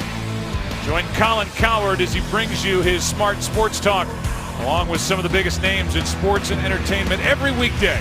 The Herd with Colin Cowherd. Weekdays at noon Eastern, only on Fox Sports 1. FS1 is where you can find Colin Cowherd. Well, there's the drive that gets them to within 3 points. And Andy Dalton was perfect throwing it and perfect mentally as he took that one right up the middle for the 5-yard touchdown run. Yeah, he was very patient, methodical in what he was doing. He was perfect on the drive and able to come away with a touchdown, but now put the pressure right back on Seattle. The one thing that's hurting Cincinnati, as you go down the stretch here, they burned a timeout already in this half, so they just have 2 left. Still have the 2-minute warning to go, but they'll be relying on that defense once again to make a key stop, and that's what they've been able to do. They've been able to get off the field and give the ball back to their offense. They're going to be asked to do it one more time. Focus also goes right back to the offensive line for Seattle. That's been so much better here today.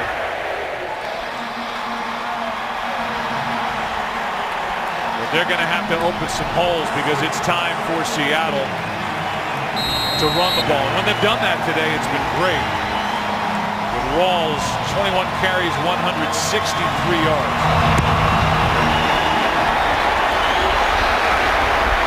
Lockett will take a knee. Let's give you a recap. Cincinnati, a great start. They went right down the field. But then it was an answer by Seattle. Jermaine Kearse to tie the game at 7 from Russell Wilson from 30 yards out. Then near the end of the half, an interception by Earl Thomas. Field goal, it was a 10-7 game. The long run by Thomas Rawls for a touchdown. Then a fumble return for a touchdown by Bobby Wagner. Made it a 17-point game. The Bengals have scored 14 straight, trail by 3. Seattle takes over at the 20. Here's Rawls, left side. Good play up front by Cincinnati. We'll go to Kurt with a game break. Well, the Browns were down against Baltimore 21-9, but check out this touchdown catch by Gary Barnett. The tight end goes up, pulls it down between his legs for the grab. This is his 3rd touchdown in the last 3 weeks. More importantly, gives Cleveland the lead 22-21 in the 4th. Joe Troy. From that great catch to a 2nd and 9.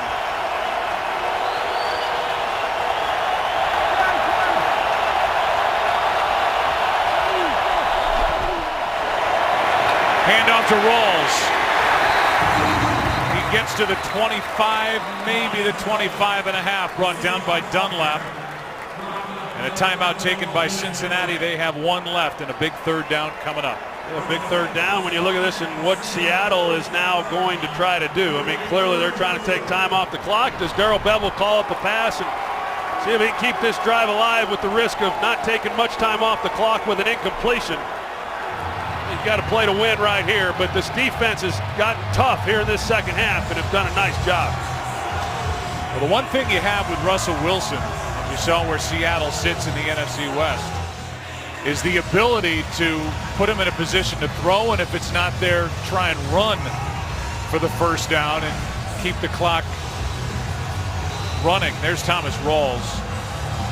Most by a Seahawk since Sean Alexander in 06.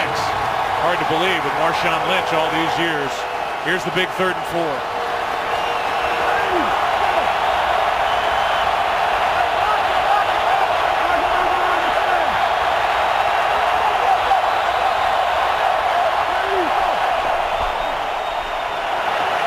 Wilson, he is going to be brought to the ground, and it's 4th down.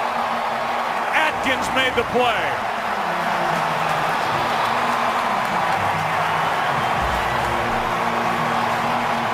I'm surprised they let that play go. It didn't look like Seattle was set at the snap. No, it didn't look like they were at all, but they do get away with it. And you look at Geno Atkins and the job that he does coming off Justin Britt at left guard. As soon as Russell Wilson steps up, he makes a play, and they're all over Jimmy Graham. And just an outstanding job defensively. Geno Atkins makes a big-time play at a critical time in this ball game.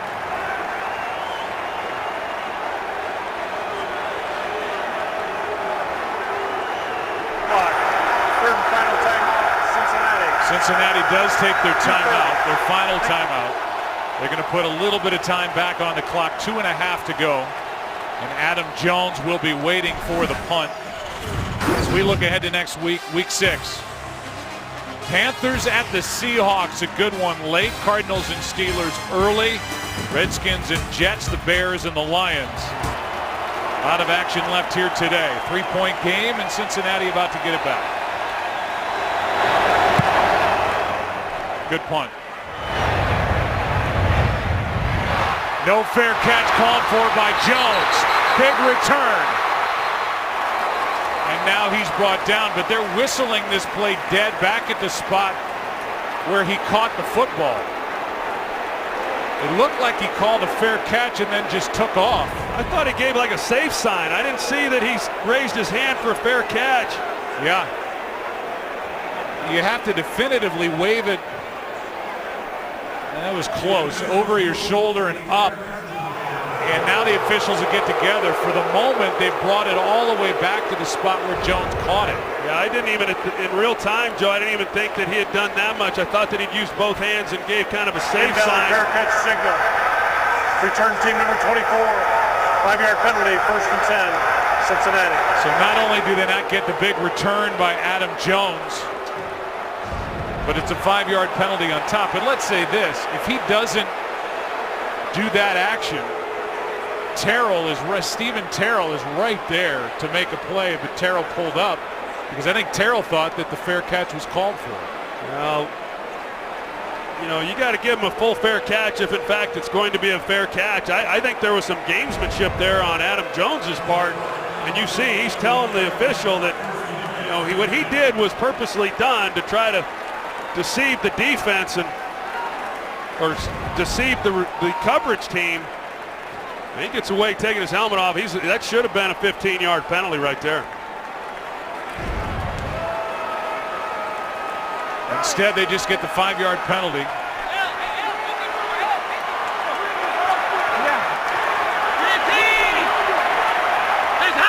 2:17 left. No timeouts.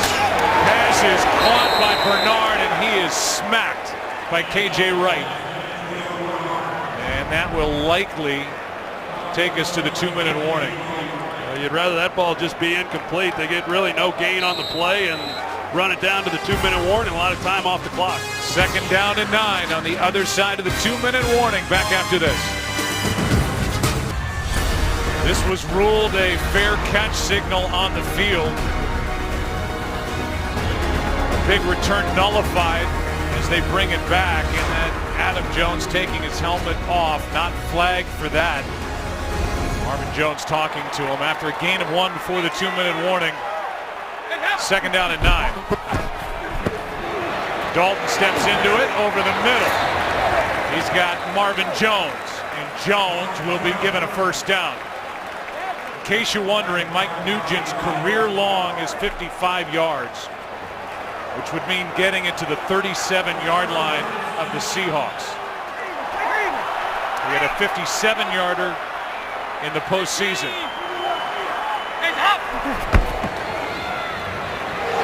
Down the sideline, going for a big one, and incomplete with a flag.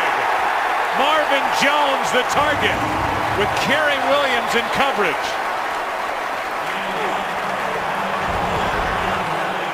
I saw some contact at the end of this play before the ball arrived. You see the grab, the right arm. He's grabbing Marvin Jones's left arm. That's a good call, and then a bunt to go with it. Number 26. Automatic 1st down at the spotted flag. That's a good call, Joe, and they've had opportunities throughout this game. We saw earlier they took their shots.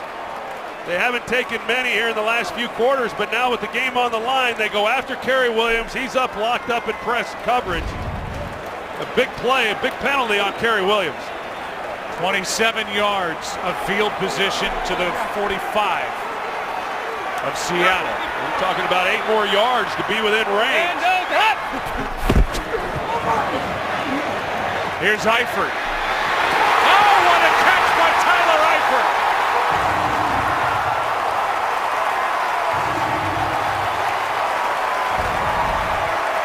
He's down at the 20. What a grab for Eifert, who's had a 2-touchdown day. That's his most important catch. Now they hand it to Bernard. Almost broke 3 balls out, but they're saying he's down. Bernard, who has not lost a fumble in over 444 touches coming in, had his knee go down before the ball came out. Let's go back to this catch by Eifert. That's an excellent job of Eifert going and getting the football, but Andy Dalton does a great job in the pocket, knowing he's got pressure, just laying it out there and giving him a chance. Clock continues to wind. Dalton, end zone, incomplete. Well, now it's 3rd and 4. Pressure there by Frank Clark, the rookie, second-round pick out of Michigan. It's 3rd and 4, no timeouts left. They're well within field goal range. Here is the run by Bernard, and no doubt the elbow was down and the ground caused the fumble, so good no fumble call there. Then the incompletion. Now it's 3rd and 4, and Nugent has been anything but automatic this year. No, he's been inconsistent, but with 24 seconds, Andy Dalton, they don't have to get the ball out of bounds. He can check it underneath. He's got, Seattle has to cover the entire field. Dalton gets popped. And now with 15 seconds and counting, it's 4th down, and they cannot spike the ball. So they have to rush on, snap it. Good snap, good kick, tie game. No time left.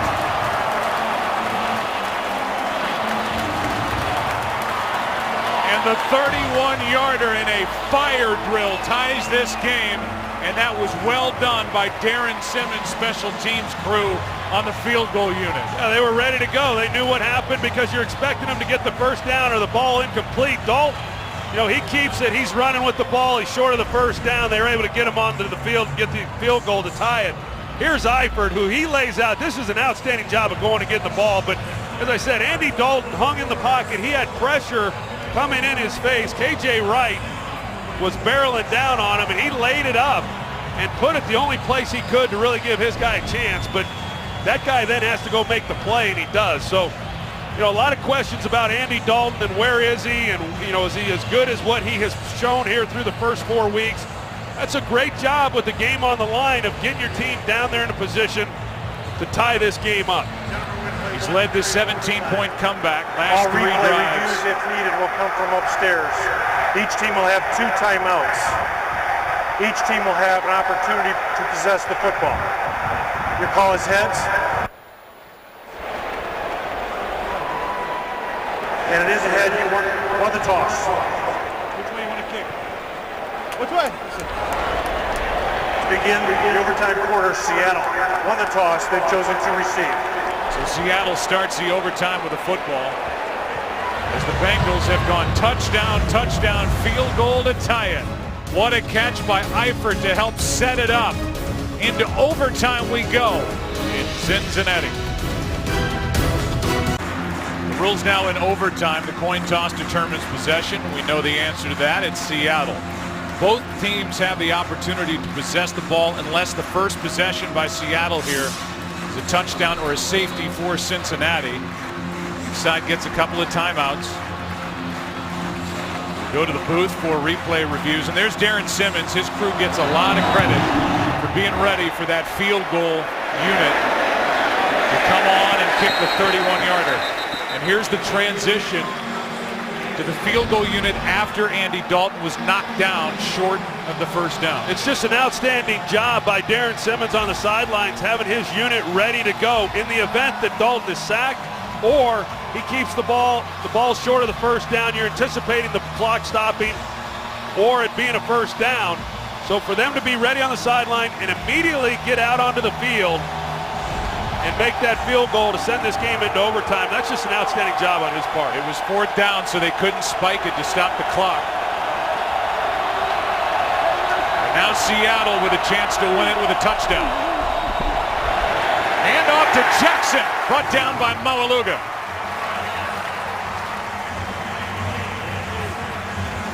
Well, the Seattle offense has just had a tough time.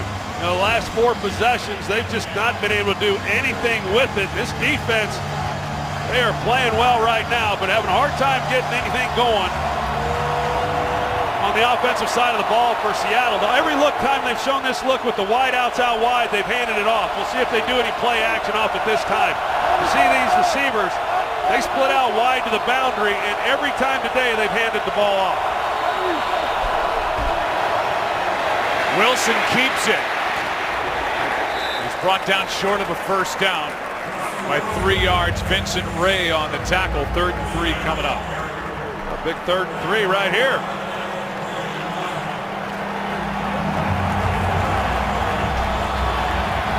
We haven't seen Jimmy Graham involved all that much. I just got to believe, you know, he's a former basketball player. You get him in a position where he can body up somebody, stick it on him, and keep this possession going. He's right here in the slot.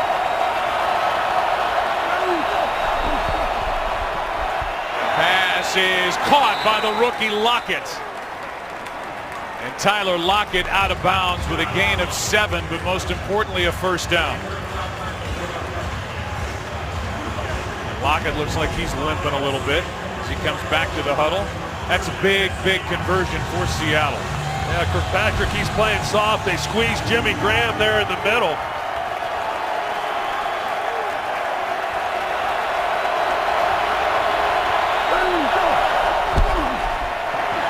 Wilson will keep it. Get around Ray and then slide down at the 39. He picks up 5. Seattle going to this no huddle. You know, they're not certainly playing against the clock at this time, but Russell Wilson having to do a lot of it on his own right now. End of a long day trying to keep that defense backpedaling, tired. Here's Jackson brought down in the backfield, and a penalty flag flies as Brandon Thompson makes the play.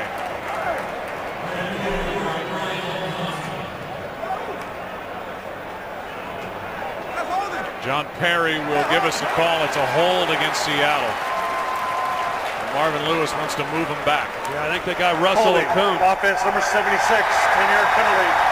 Replay, second down. Brandon Thompson, that is, he gets off the ball so quickly that Russell Okung, he's out of position, so he's shooting the gap, and he holds him, and yet Thompson's still able to make a play on the ball carrier.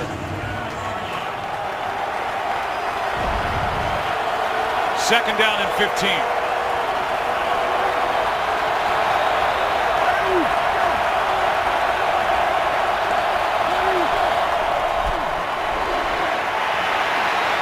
Wilson backs up, throws down the middle. He's got Lockett. Incomplete, broken up.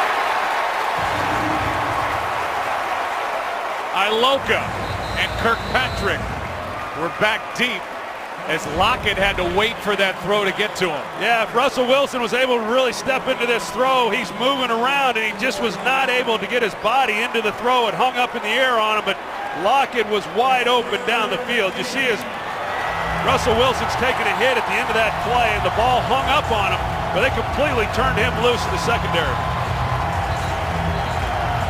Kirkpatrick comes off the field limping.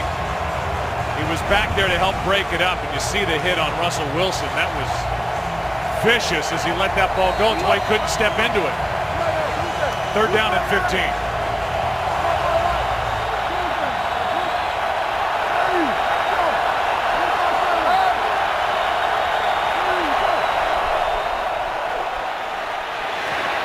Pass is caught underneath. Jackson stopped short.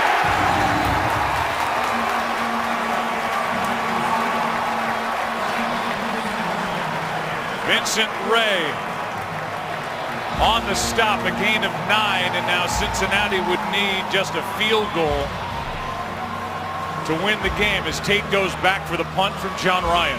Well, you can't say enough about the job that this defense has done here in this second half. They were aided by the penalty on that drive by Russell Okung, but force a 3rd and long and then come up and make a play on the ball carrier.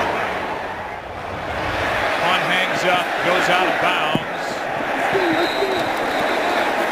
We'll see where they mark it. At the 26. Andy Dalton has been hot. He started out hot, then threw a late first half interception in the Seattle end zone. But his last 3 possessions, he's gone touchdown, touchdown, field goal, and he has been on target now over 300 yards for the game. And he's got a rushing touchdown, which was the second of the 2, the other one to Eifert. It's been impressive the way they've come back. Yes, it has, and he's done it without much of a running game.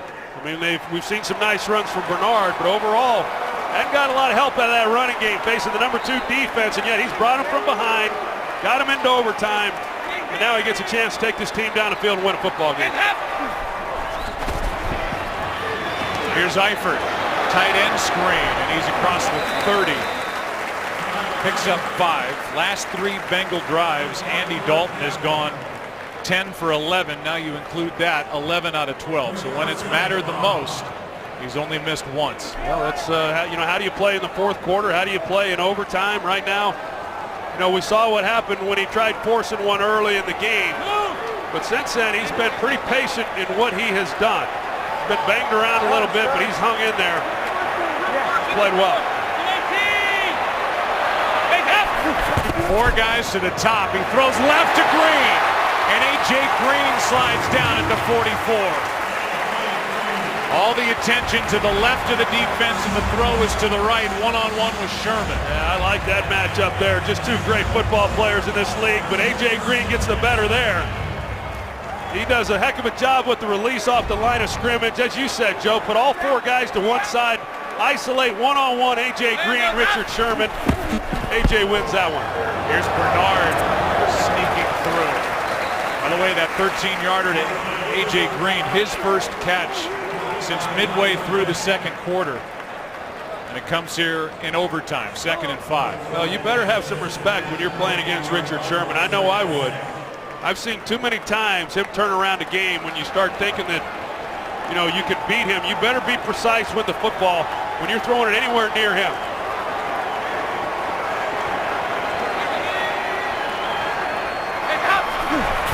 Second and 5. Dalton throws behind his receiver Jones.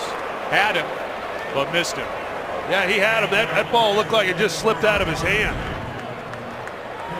As he drops back, he has him, and we haven't seen that from Andy, really all season long, but a ball that clearly got away from him. Now 3rd down.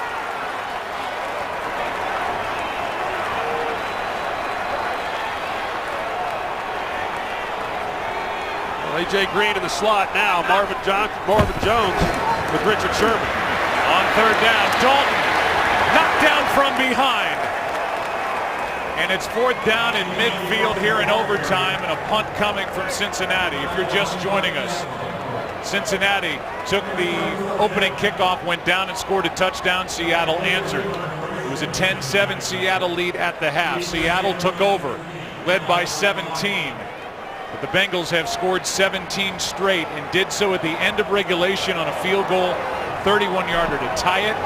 Each team was possessed it once in overtime, and now Seattle, for their 2nd possession, will start at the 20. The Seahawks started the season 0-2. They lost in St. Louis at Green Bay. They won at home against Chicago as they welcomed Cam Chancellor back. They won on Monday night at home against Detroit, even though Russell Wilson was sacked 6 times. That Play made by Cam Chancellor at the end of regulation, knocking it out of the arm of Calvin Johnson to seal the win. And the missed call in the end zone on the batted ball. And now Seattle, if they don't win this game, they will take the long flight home, thinking about a 17-point lead that was blown here on the road. Well, it looked for a while like the defense was just taking over. Next score wins. Here's Rawls. 2 yards over the left side. So now some pictures to go with all those words. A fumble that was returned 23 yards by Bobby Wagner for a score. And then Cincinnati took over. Roll block, offense, number 79. Half the distance to the goal. Replay first down. That was the big catch by Tyler Eifert that eventually set up the 31-yarder to tie it. While we were showing highlights, Gary Gilliam was called for a roll block, a personal foul that moves the ball all the way back to the 10, first and 20. Just too many penalties to have any type of consistency offensively for Seattle. They've just not done anything with the ball in this half. Here's Jackson out of the backfield. Stops, starts it back up. Good catch and run. For a guy coming off a high ankle sprain, Seahawks are shocked at how he's responded. He suffered that on Monday night against Detroit. That was good for 12 and a big 12 yards on first and 20. Yeah, at least they get this to a manageable second down and normal down and distance type situation. And the Bengals, they bring in A.J. Hawk. They're at linebacker, but with the empty backfield set, Seattle in a passing formation. Hawk across from Graham. Pass is broken up over the middle, and a good play by Vincent Ray. Trying to get it to Luke Wilson. It was Russell Wilson. It's 3rd and 8. Yeah, this defense has been impressive. This defensive front, the way that they've been able to control the line of scrimmage here on the last few possessions.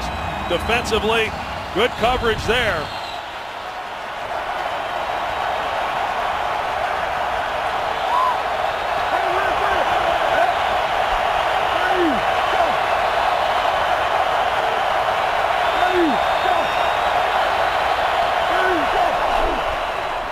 Third down and 8. Russell Wilson is sacked.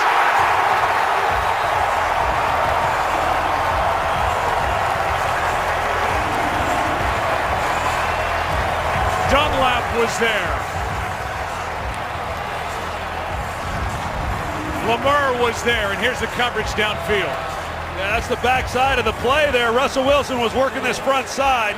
And you see the coverage there on Jermaine Kearse. That's where he was trying to go with the football. And once he started to try to scramble out of the pocket, it just collapsed on him. An outstanding job by that defensive front. And now Ryan will punt with Adam Jones waiting for it. Hands up, hands up!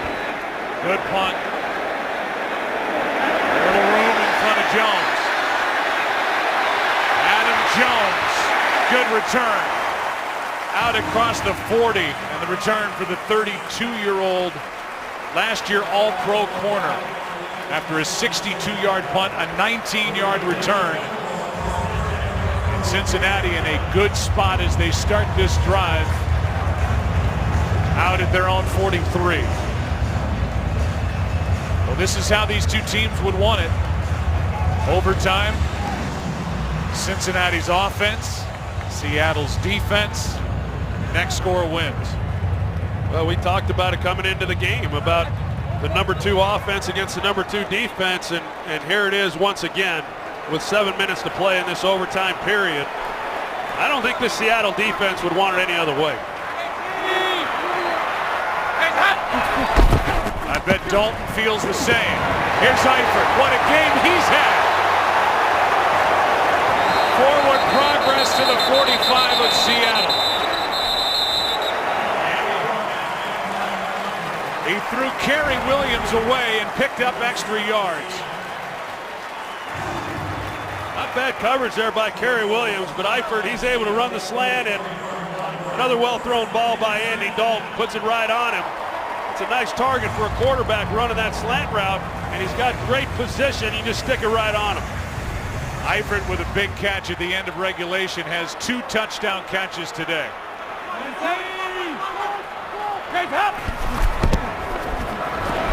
Hand off to Bernard. Giovanni Bernard inside the 35.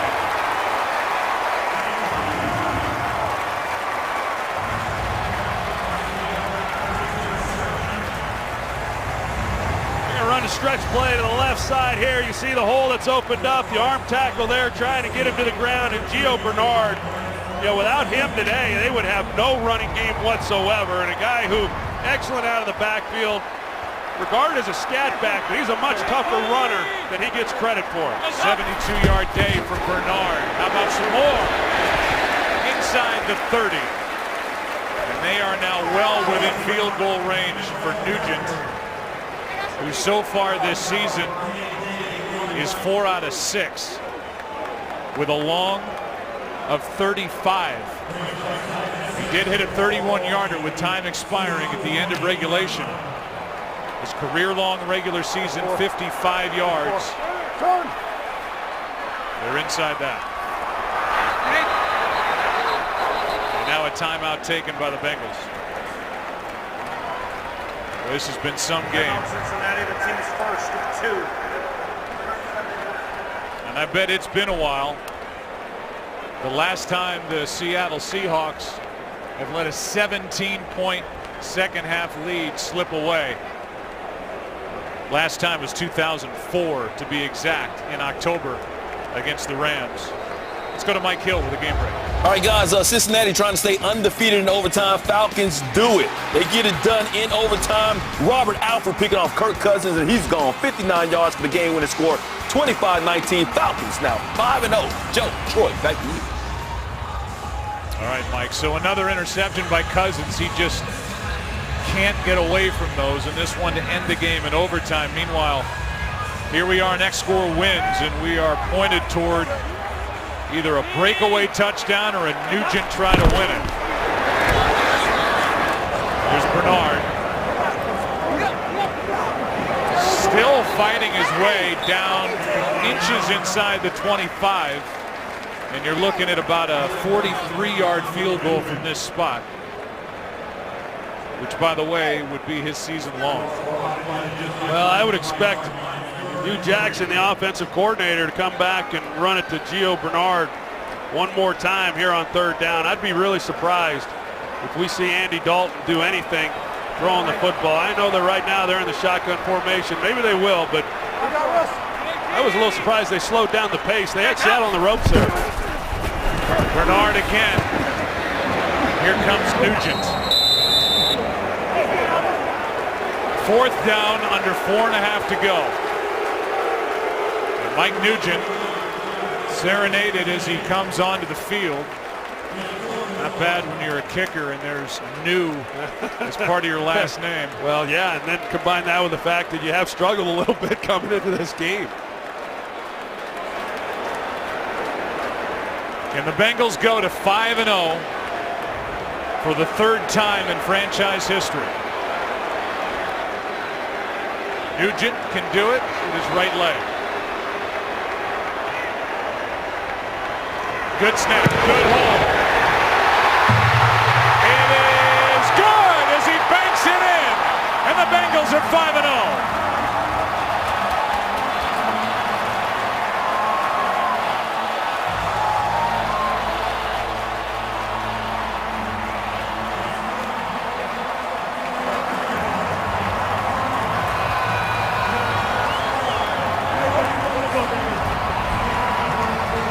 Tip of the hat today to the special teams unit for the Cincinnati Bengals under the direction of Darren Simmons. And a forgiving left upright.